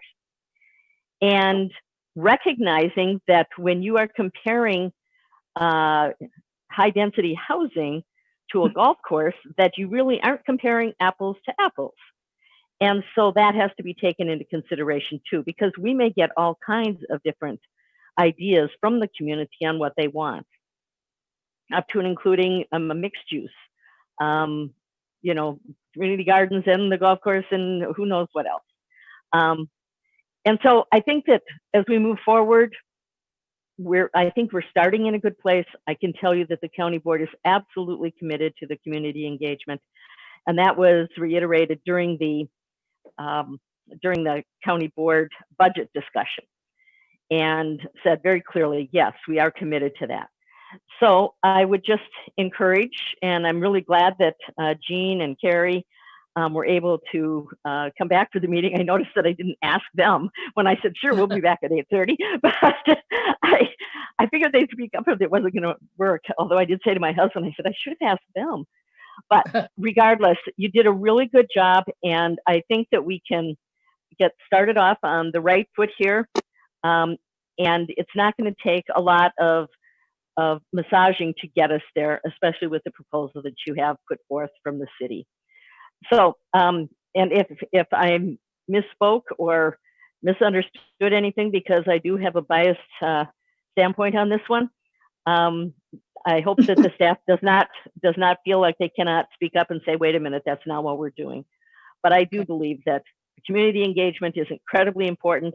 Having Maplewood be the lead in that, because it is within your community, and looking at all the different properties there so that we can figure out what works best in each and or all. And the open space and the wetlands are incredibly important to the county, just as they are to the city. So I guess that's how I feel about it, and I'm going to be there to work side by side with the city of Maplewood through the community engagement and every aspect of this, just as I always have. Thank you very much, Commissioner. What I'd like to do, yes? I'm sorry. Just let me say one point, because Okay. you're going to get I'm going to turn it over to you next, Councilmember. We're going to do the round robin, okay? We're going to do the round robin again and see if there's anything else council members would like to share with representatives from the county. So Councilmember Juniman. Thank you. First of all, thank you, Commissioner Reinhardt, for bringing it up. But I wanted to remind the staff people from the county how important the environmental piece is to everyone in Maplewood. We have a long history of that. So, and that property involves some of that. So development dreams cannot exceed the ability of the property to absorb something that should be very carefully done. And then one thing that I believe it was Jean brought up, I thought we had an understanding, and it was done now, about the gun range, but it was brought up tonight and it seemed a little, okay, well, that's taken care of now because we're going to go into a much longer lease and they're just going to make their guns be quieter. That's what I came away with anyway. So I think I at least would appreciate some kind of a verification on that after all the effort that went into it by a lot of people, not the least of which, or of whom, is Commissioner Reinhardt. But I'm not even sure why that was specifically brought up tonight, but since it was, we need verification. That's a big piece to the people down there. It isn't helping your cause at all, I say. Thank you, Mayor. Thank you, Councilmember Juniman. Would either Carrie or Jean or Martha like to weigh in on the gun range? Yes, Madam Mayor. Yes, who is this? This is Commissioner Reinhardt. Okay. And I will certainly let staff respond to this as well, as far as the ongoing and what's happening with it. But I'm the one that wanted to keep this. They're separate things, but they're in the same area, and I wanted to make sure that you knew we were making progress on this. Okay. Thank you for that. Thank you. Anyone else would like to weigh in on the gun range? Carrie, Jean, or Martha? This is Jean. I'm happy to answer any specific questions, but yes, we just wanted to assure you that progress was being made. Okay, thank you for that. Councilmember Smith, any other questions or comments? Yes, thank you, Mayor. Look, we have a saying in our family, which is the best predictor of future behavior is past behavior. And while I appreciate Councilmember Knutsen's perspective of, what's in the past is in the past, let's move forward. There's several things about this that still stick in my craw. And I think what sticks in my craw the most about it is not only the lack of engagement, but frankly, a lot of my neighbors here in South Maplewood did engage, even though they weren't asked to engage. And Commissioner Reinhardt, you were wonderful with them and you took them very seriously. There were, however, colleagues of yours who did not and were dismissive of even the fact that there was any concern, dismissive of the numbers of people that were of concern, and sometimes inaccurate with those numbers, which really gets to me to say not only you're not interested in engagement, but when they do engage, you're also not interested in listening.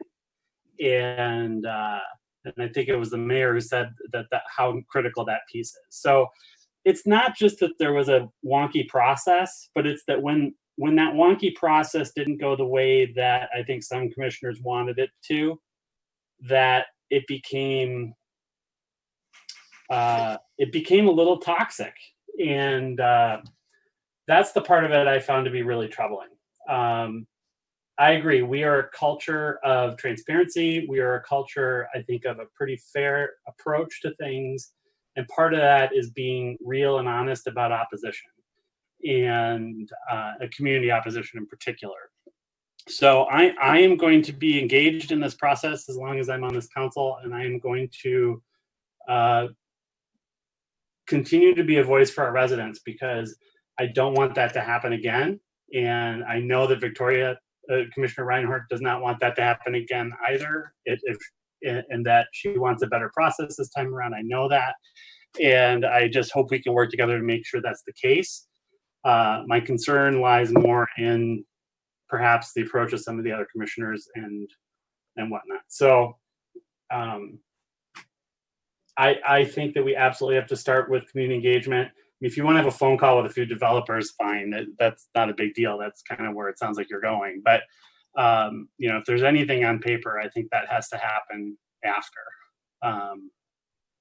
And I think that community engagement has to be real, and people have to listen, and people have to take action. And that's on us, it's on the county, and it's on any development partners we bring in.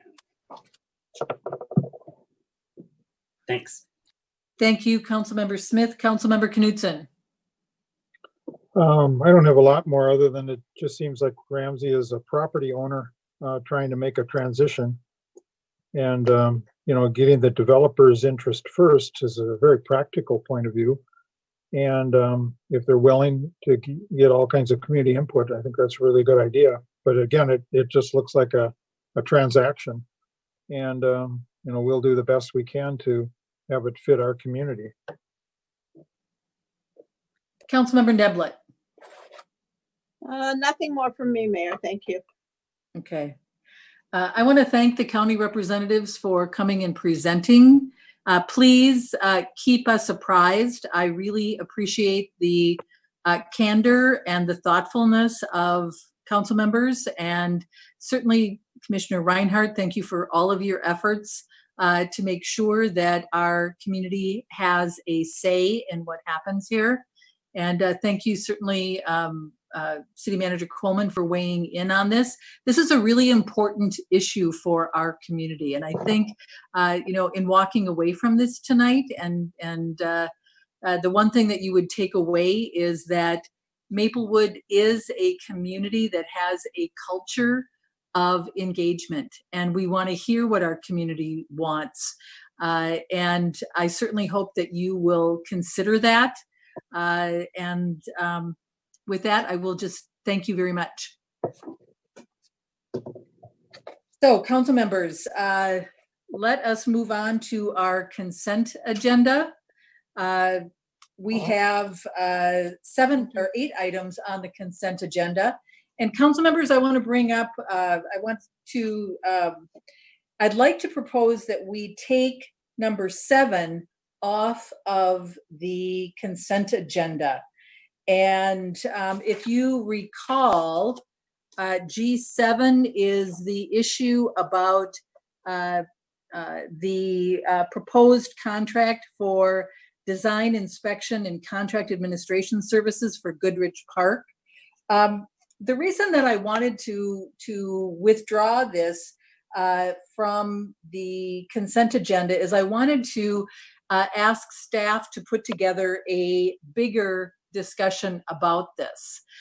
Now, what isn't included in this, in this proposal, the proposal was to spend $54,700 plus reimbursable expenses in order to, do a design for Goodrich Park that includes, the parking lot and a picnic shelter.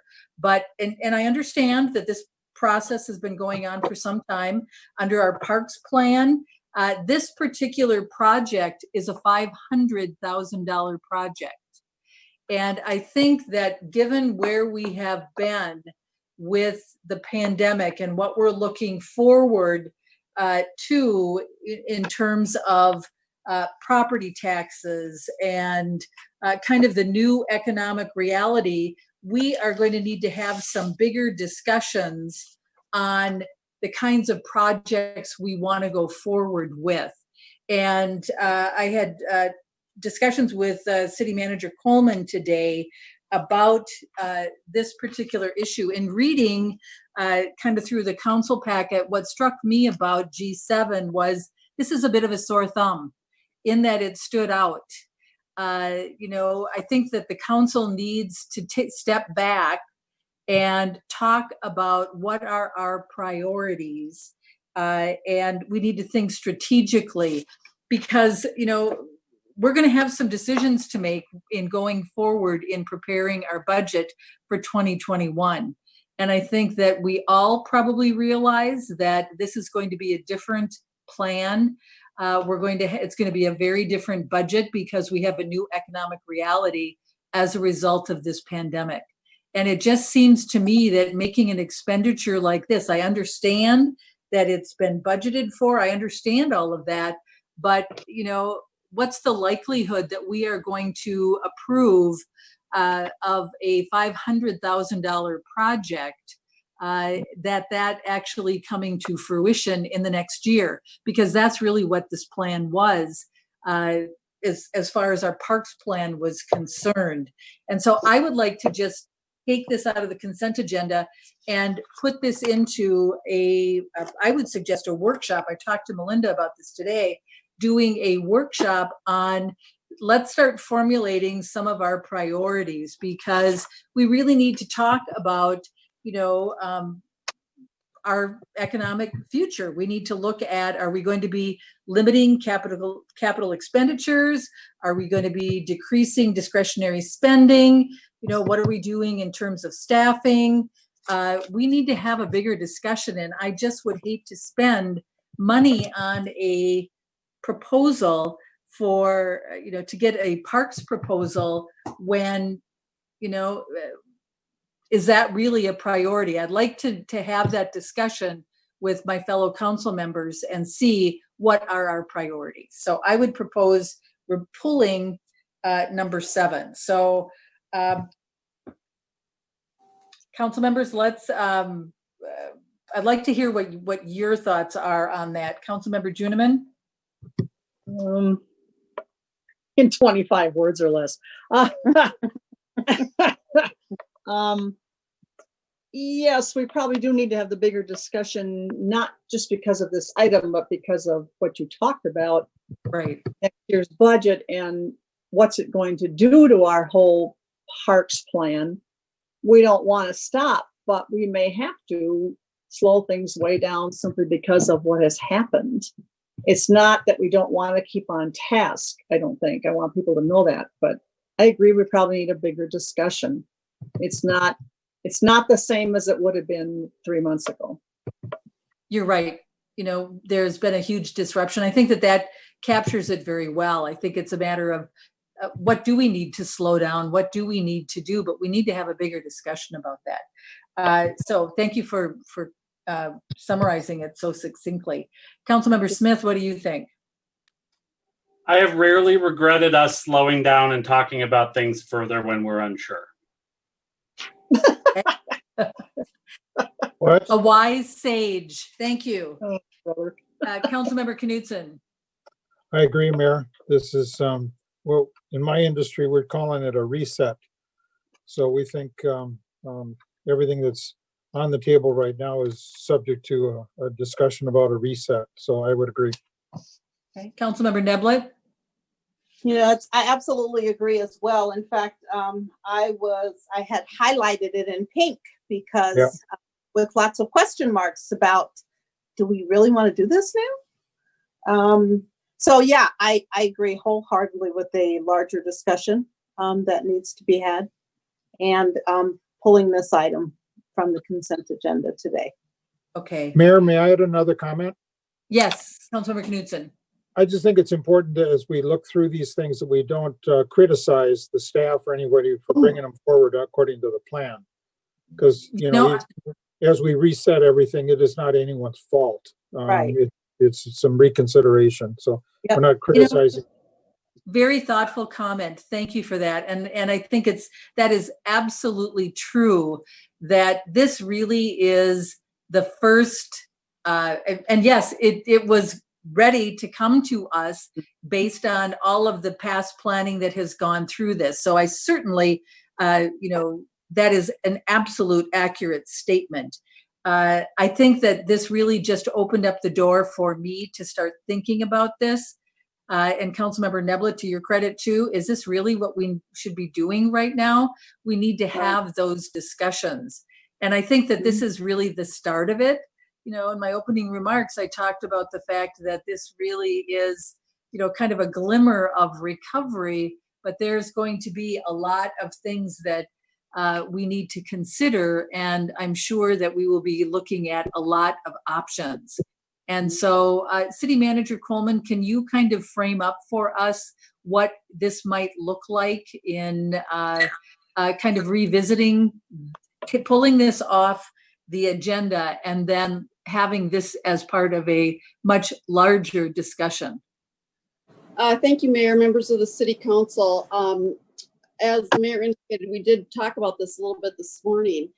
And we both agreed that we might need to have some of our CIP discussions a little bit earlier, and perhaps a workshop, approach would be good, so we can have some candid back and forth and ask questions in a less formal setting. And so I will work with Ellie and Steve to show you the work that they have done thus far in making cuts to the 2020 budget, and some options for you on how we delay or prioritize CIP projects for the next 1 to 5 years.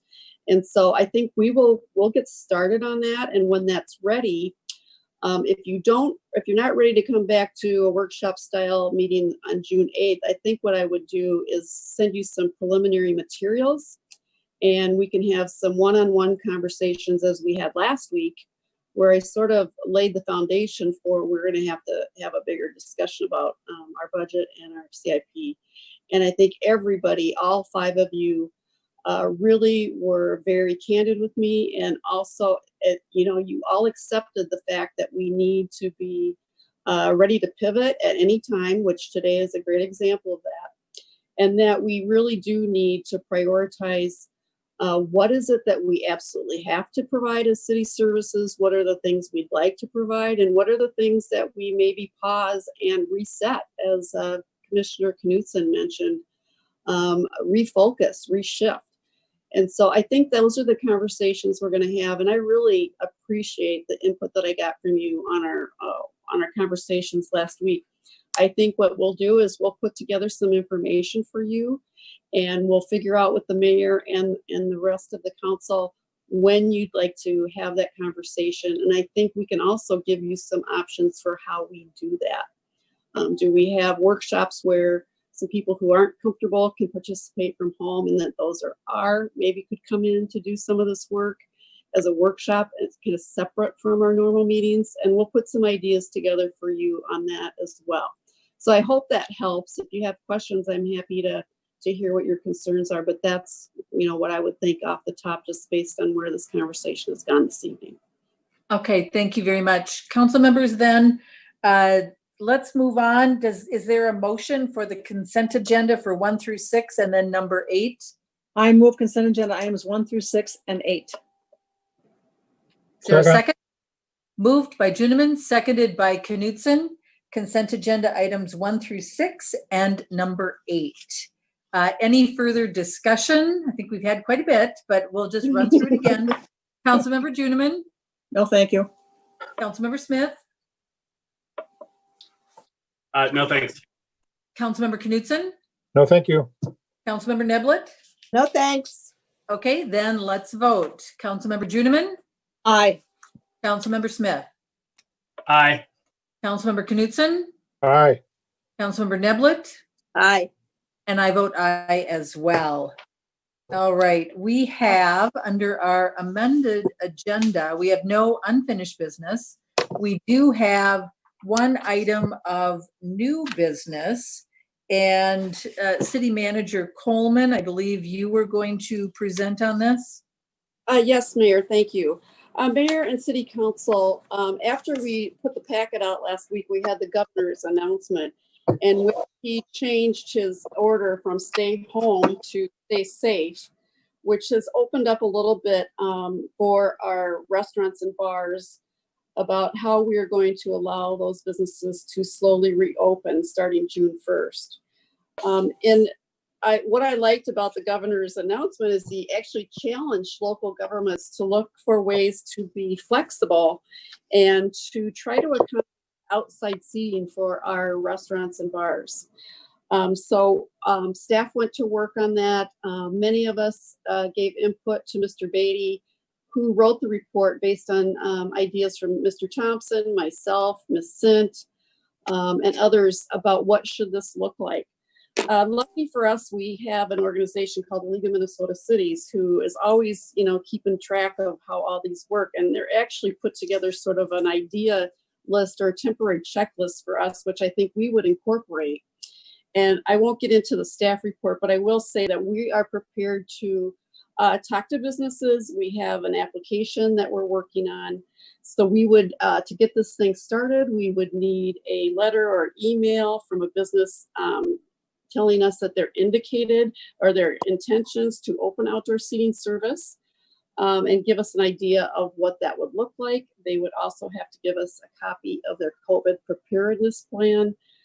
We talked about that the owner would need to have verification of the ability to use the property, a map showing how it would be laid out, if there needed to be fencing, that kind of thing. Verification that the outdoor seating is compact and contiguous to the main building structure. And that is something that's actually in the state liquor laws, that you have to, if you have outdoor seating, it has to be contiguous to the building. Also, we need proof that they have liquor liability insurance. So kind of the basic things we go through now when a bar wants to do outdoor seating, but this would just be an amendment to that. There'd have to be access to restrooms, just sort of the checklist of things that we would look for.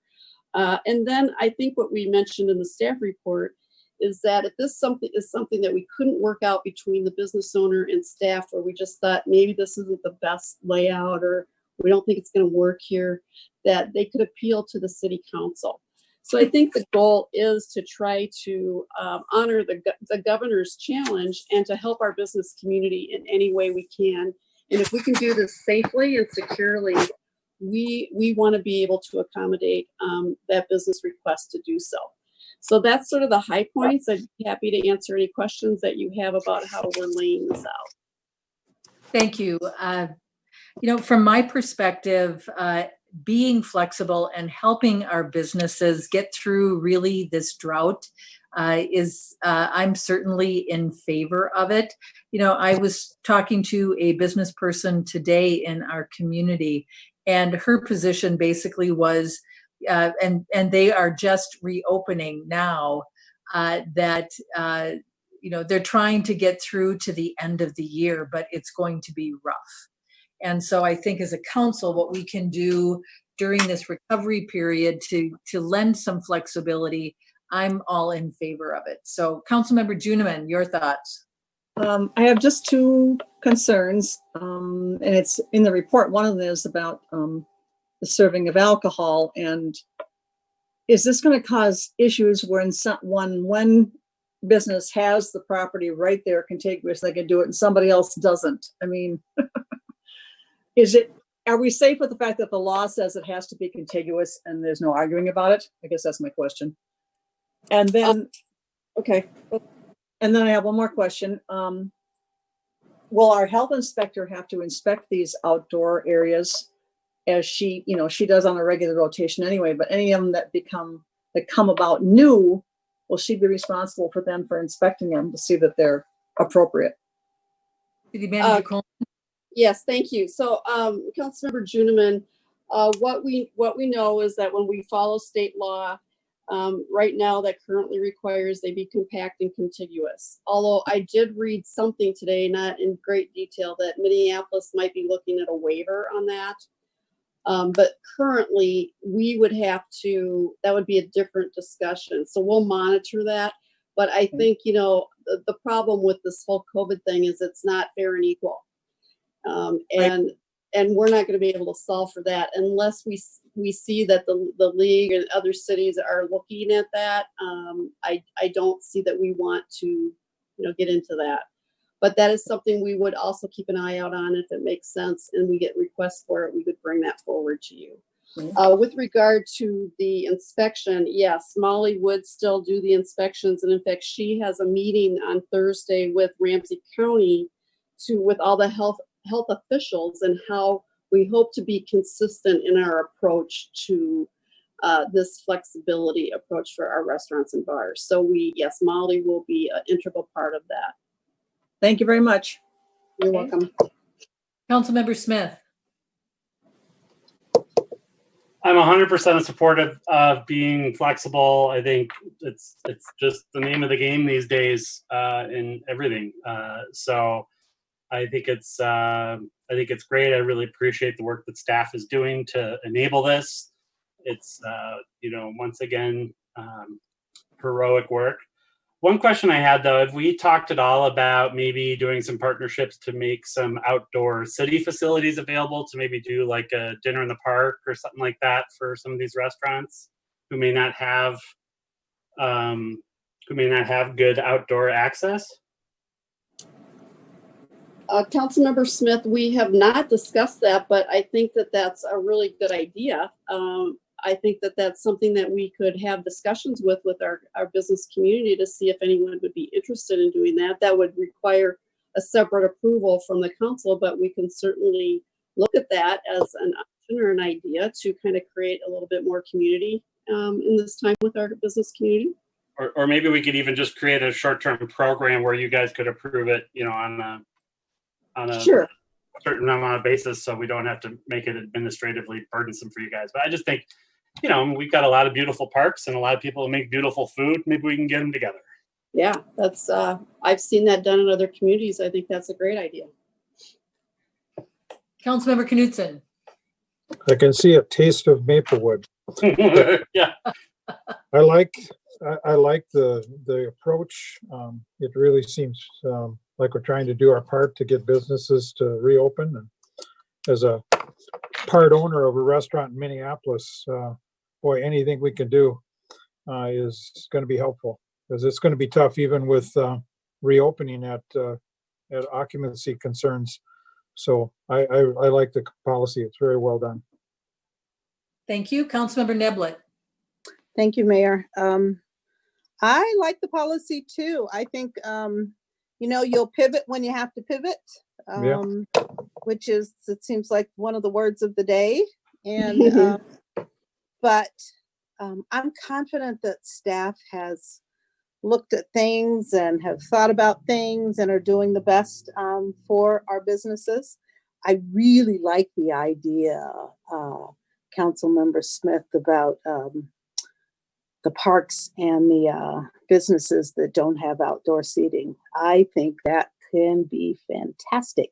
Now, if the weather cooperates, all more perfect. But I think it's a great idea. And I'm just happy that we're coming back to life, because that's how it feels. Thank you. Thank you for those comments. I have two questions. One is, it sounds like all of our council members are in favor of it, and we're going to take a vote in just a moment. But how would businesses learn about this? Because this is not something we want to sit on. So what is the plan in terms of getting this information out to our businesses? Thank you, Mayor, members of the council. It would be our intention to send out some notices to our restaurant and bars that we're willing to work with them to accommodate outdoor seating and any other ideas that they might have that we can do to help them facilitate keeping their business alive and thriving. So that would be our intention, to send out a piece letting them know that you've taken this action and that we're here to help them if we can. Okay, great. And my other question, or my other comment, is that when we do a motion, I would encourage whoever wants to bring the motion to make sure that we include that option of waiving the $200 fee for a patio liquor license, because this is really the only way that these restaurants can open up right now. And so I think by waiving it, that's just another example of how we are trying to help people get back, and opening up again. So I would encourage council members to include that. So with that, is there a motion? It is on J1 of your packet. Mayor, this is Ron Beatty. Could I weigh in for a minute? Yes, you can. Just a couple of comments to reiterate some of the things that were said. I drafted this report last Thursday, which was the day following the governor's announcement. That seems like ancient history now, because a number of things have come out that I guess could have made this report more specific. But in some ways, it's okay that it isn't, because I think the way we're seeing this is we need to respond to the specific circumstances of the businesses who wish to avail themselves of this. So rather than coming out with any particular list of things, I think what this indicates, as several people have said, is an openness to being flexible and responding to individuals' needs. I think one of the other things that's been mentioned, but let me just reiterate it, we're going to have a lot more flexibility with food than with alcohol, because with alcohol, there are state requirements that we will have to comply. So I think what we will do, my summary would be, staff's prepared to be as flexible as possible, but still in compliance with state law and still doing things in a safe and sanitary way. That's it. Okay. And I think that spirit of that is included in the recommended action in our council packets. Yes. Okay. Thank you for weighing in on that. Is there a motion, council members?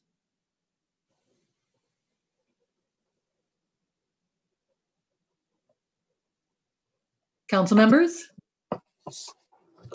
Yes. I don't have it in front of me. I move to authorize city staff to apply rules and regulations regarding restaurants and bars with flexibility to facilitate the partial reopening of these businesses starting June 1st, while maintaining public health and safety and compliance with the law, as well as waiving such fees for patio liquor licenses as may be needed. Is there a second? Second. Moved by Smith, seconded by Knutson. The motion as outlined in our packet. Any further discussion? Councilmember Juniman. Does this include social distancing if it moves forward that way at the state level? Yeah, Madam Mayor, Council. Yes. Yes. One of the things that I guess we did not discuss is there are still, in the governor's order, there are a number of things that would have to be complied with. Tables have to be 6 feet apart, no more than 50 patrons, no more than 4 people at a table unless it's family, in which they can be 6 people at a table. The business has to have a COVID-19 preparedness plan. Servers have to wear masks. Patrons are encouraged to wear masks. All of those things I guess go without saying because that's part of the governor's order. But good question. Thank you. It also includes reservations are required. There aren't any walk-ins. Yes. That's listed in the amended staff report. Okay. Yeah. Councilmember Smith, any further questions or discussion? No, thank you. Councilmember Knutson? No, thank you. Councilmember Neblett? No, thank you. Okay, then we move to the vote. Councilmember Juniman? Aye. Councilmember Smith? Aye. Councilmember Knutson? Aye. Councilmember Neblett? Aye. And I vote aye as well. Thank you, staff, for bringing that forward. I think that that is really responsive to where we are, and I certainly hope that it will be a help to our businesses. So, council members, we have once again worked through our agenda, and closing remarks. Councilmember Juniman. Well, like you said earlier, we've done it all now. We've done pandemic, and now we've done threat of storm, and so we recessed. We're getting way too flexible. I'm actually thinking this is going so much better than I had anticipated when we first started this. I was really leery about how is this going to go, but I think we're doing very well at trying to keep the business of the city on track as much as possible under these circumstances. And I thank everybody that I work with on the council, and also staff has been going way above and beyond to keep us where we need to be and give us the information we need. And I am a little hesitant, as is Councilmember Neblett, about the back to normal thing, because I think people think, okay, it's going to be, everything's going to be just like it was before. I think we all need to be cautious that how it was before may never come again, but it's certainly not going to come in the next 2 months.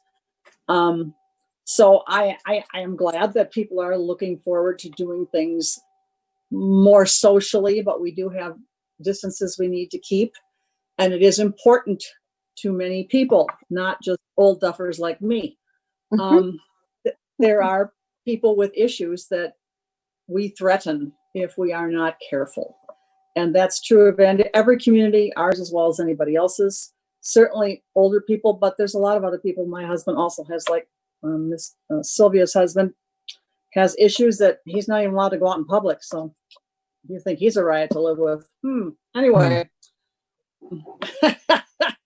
Woo!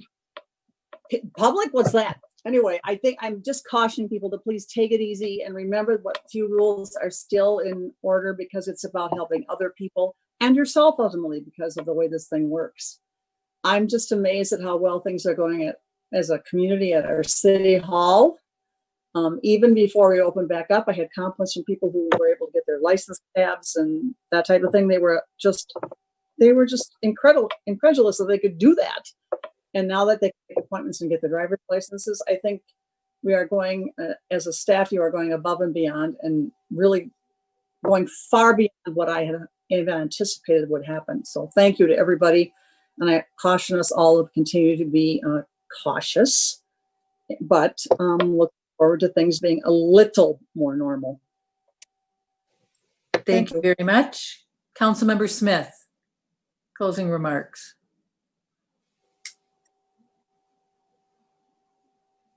All right. Thank you, Mayor. I wanted to send my support and caring thoughts to the family of George Floyd, who died while in custody with Minneapolis Police Department. I was horrified watching that video today, and it made me think a lot about what we've been through as a city over the last few years and the work we've been doing too. And the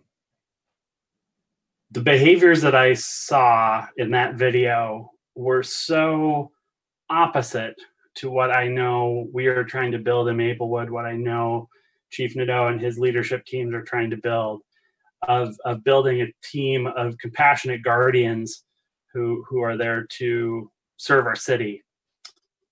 And it just broke my heart to see that video. And I could tell too that Mayor Fry is in the same place, and I think Chief Arredondo is in the same place, and I think that Minneapolis City Council is in the same place. And it's I am just so grateful that the City Council, Maplewood, and folks like Sylvia and others who served on our Use of Force Commission or Use of Force Task Force took the time to really have some of these hard conversations and start to really think about how do we create a culture of not perfection by any means, but just at least having the willingness to have these hard conversations and ask ourselves tough questions. And I think that's really the first step in fighting this open wound of racism that our country still suffers from. So I just I hope and pray and give a lot of energy to the mayor, to the Hennepin County attorney, to the FBI as they go through their investigation process and find a way towards some justice and closure. Thank you for your comments. Councilmember Knudsen. Yeah, it's kind of good to get back into a discussion like this with such reasonable people. I had an unfortunate experience over the weekend where I was up north and a neighbor I don't know very well came over and started chatting and talking about this horrible conspiracy of the COVID virus, and that lucky for us that most of the deaths occurred in nursing homes where they only had 5 months to live anyway. He's on oxygen and in ill health himself, so I thought of him, and standing next to me is my cousin who just brought her mom into an assisted living and has to look through the window to visit because we're all being very careful. I looked at him, I said, you know, I work with about 60 nursing homes and about 5,000 people in my nursing homes that are hoping to stay alive, and their entire families are hoping that they stay alive. What right do you have? You know, and so it's just good to get back to reasonable people that are trying to protect each other and worry about the safety of others. So I just am glad to be in Maplewood. Thank you. Councilmember Neblett. Thank you, Mayor. Thank you, Brian, for your comments. It's been a hard couple of days, you know, for me personally, the mother of 2 Black men, and it's just, because some days it gets really, really hard. But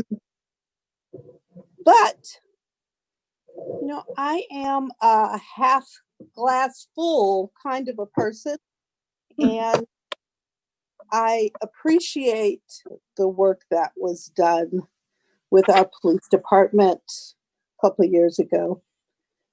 And all we can do is just take it one day at a time and try really hard to be positive, to just realize that every day is a gift. I keep trying to say that every day is a gift, and we have an opportunity every day to do something great, either for ourselves or for somebody else. And great doesn't have to be, you know, great for 10,000 people. I mean, paying somebody a compliment, taking a neighbor a cake, just trying to do something positive for somebody else helps me to not think about all the negative things in the world that you can think about, especially being at home without people around you to talk to and hug. And it's the one thing that I really, really miss is actually being in a room with people to actually laugh and see your faces and, you know, share a meal. But eventually we'll get there. And I'm just happy I live in Maplewood and that I get to work with the council that I work with and the staff that we have. And we're just really trying to make Maplewood better. And I think we are, just one day at a time. So have a great next couple of weeks, everybody. And I miss you all. Thank you very much, everyone. I want to say thank you to my fellow council members for your thoughtfulness, for your insights tonight. I always learn something from council meetings, and I have to say that I really appreciate so much the council that I serve on and the staff and the leadership team that we have at our city. We're dealing with the pandemic, and we had a storm tonight, and I hit the trifecta because I didn't say this, but the emergency vehicles were in my neighborhood, and my whole front of my house was lit up with all of their blue lights and red lights. And I know something has happened out there. And I figured that if it was at my house, that they would have knocked on my door. So we just carried on. And now I'm going to go talk to one of my neighbors and see what it was that happened, because I think it was just at my neighbor's house. But, serving with all of you and the dedication and the thoughtfulness, and I think everyone is trying to do the right thing for our city. And I think ultimately we will come out of this creating an amazing city. And it won't be the same as it was, but my goal is that it will be better. And so we've got a wonderful city right now. And I know that, I'm glad to be going through all of this with all of you people. So anyway, with that, we will be adjourned. Good night, everyone. Good night. Thank you. Bye. Thanks for your leadership.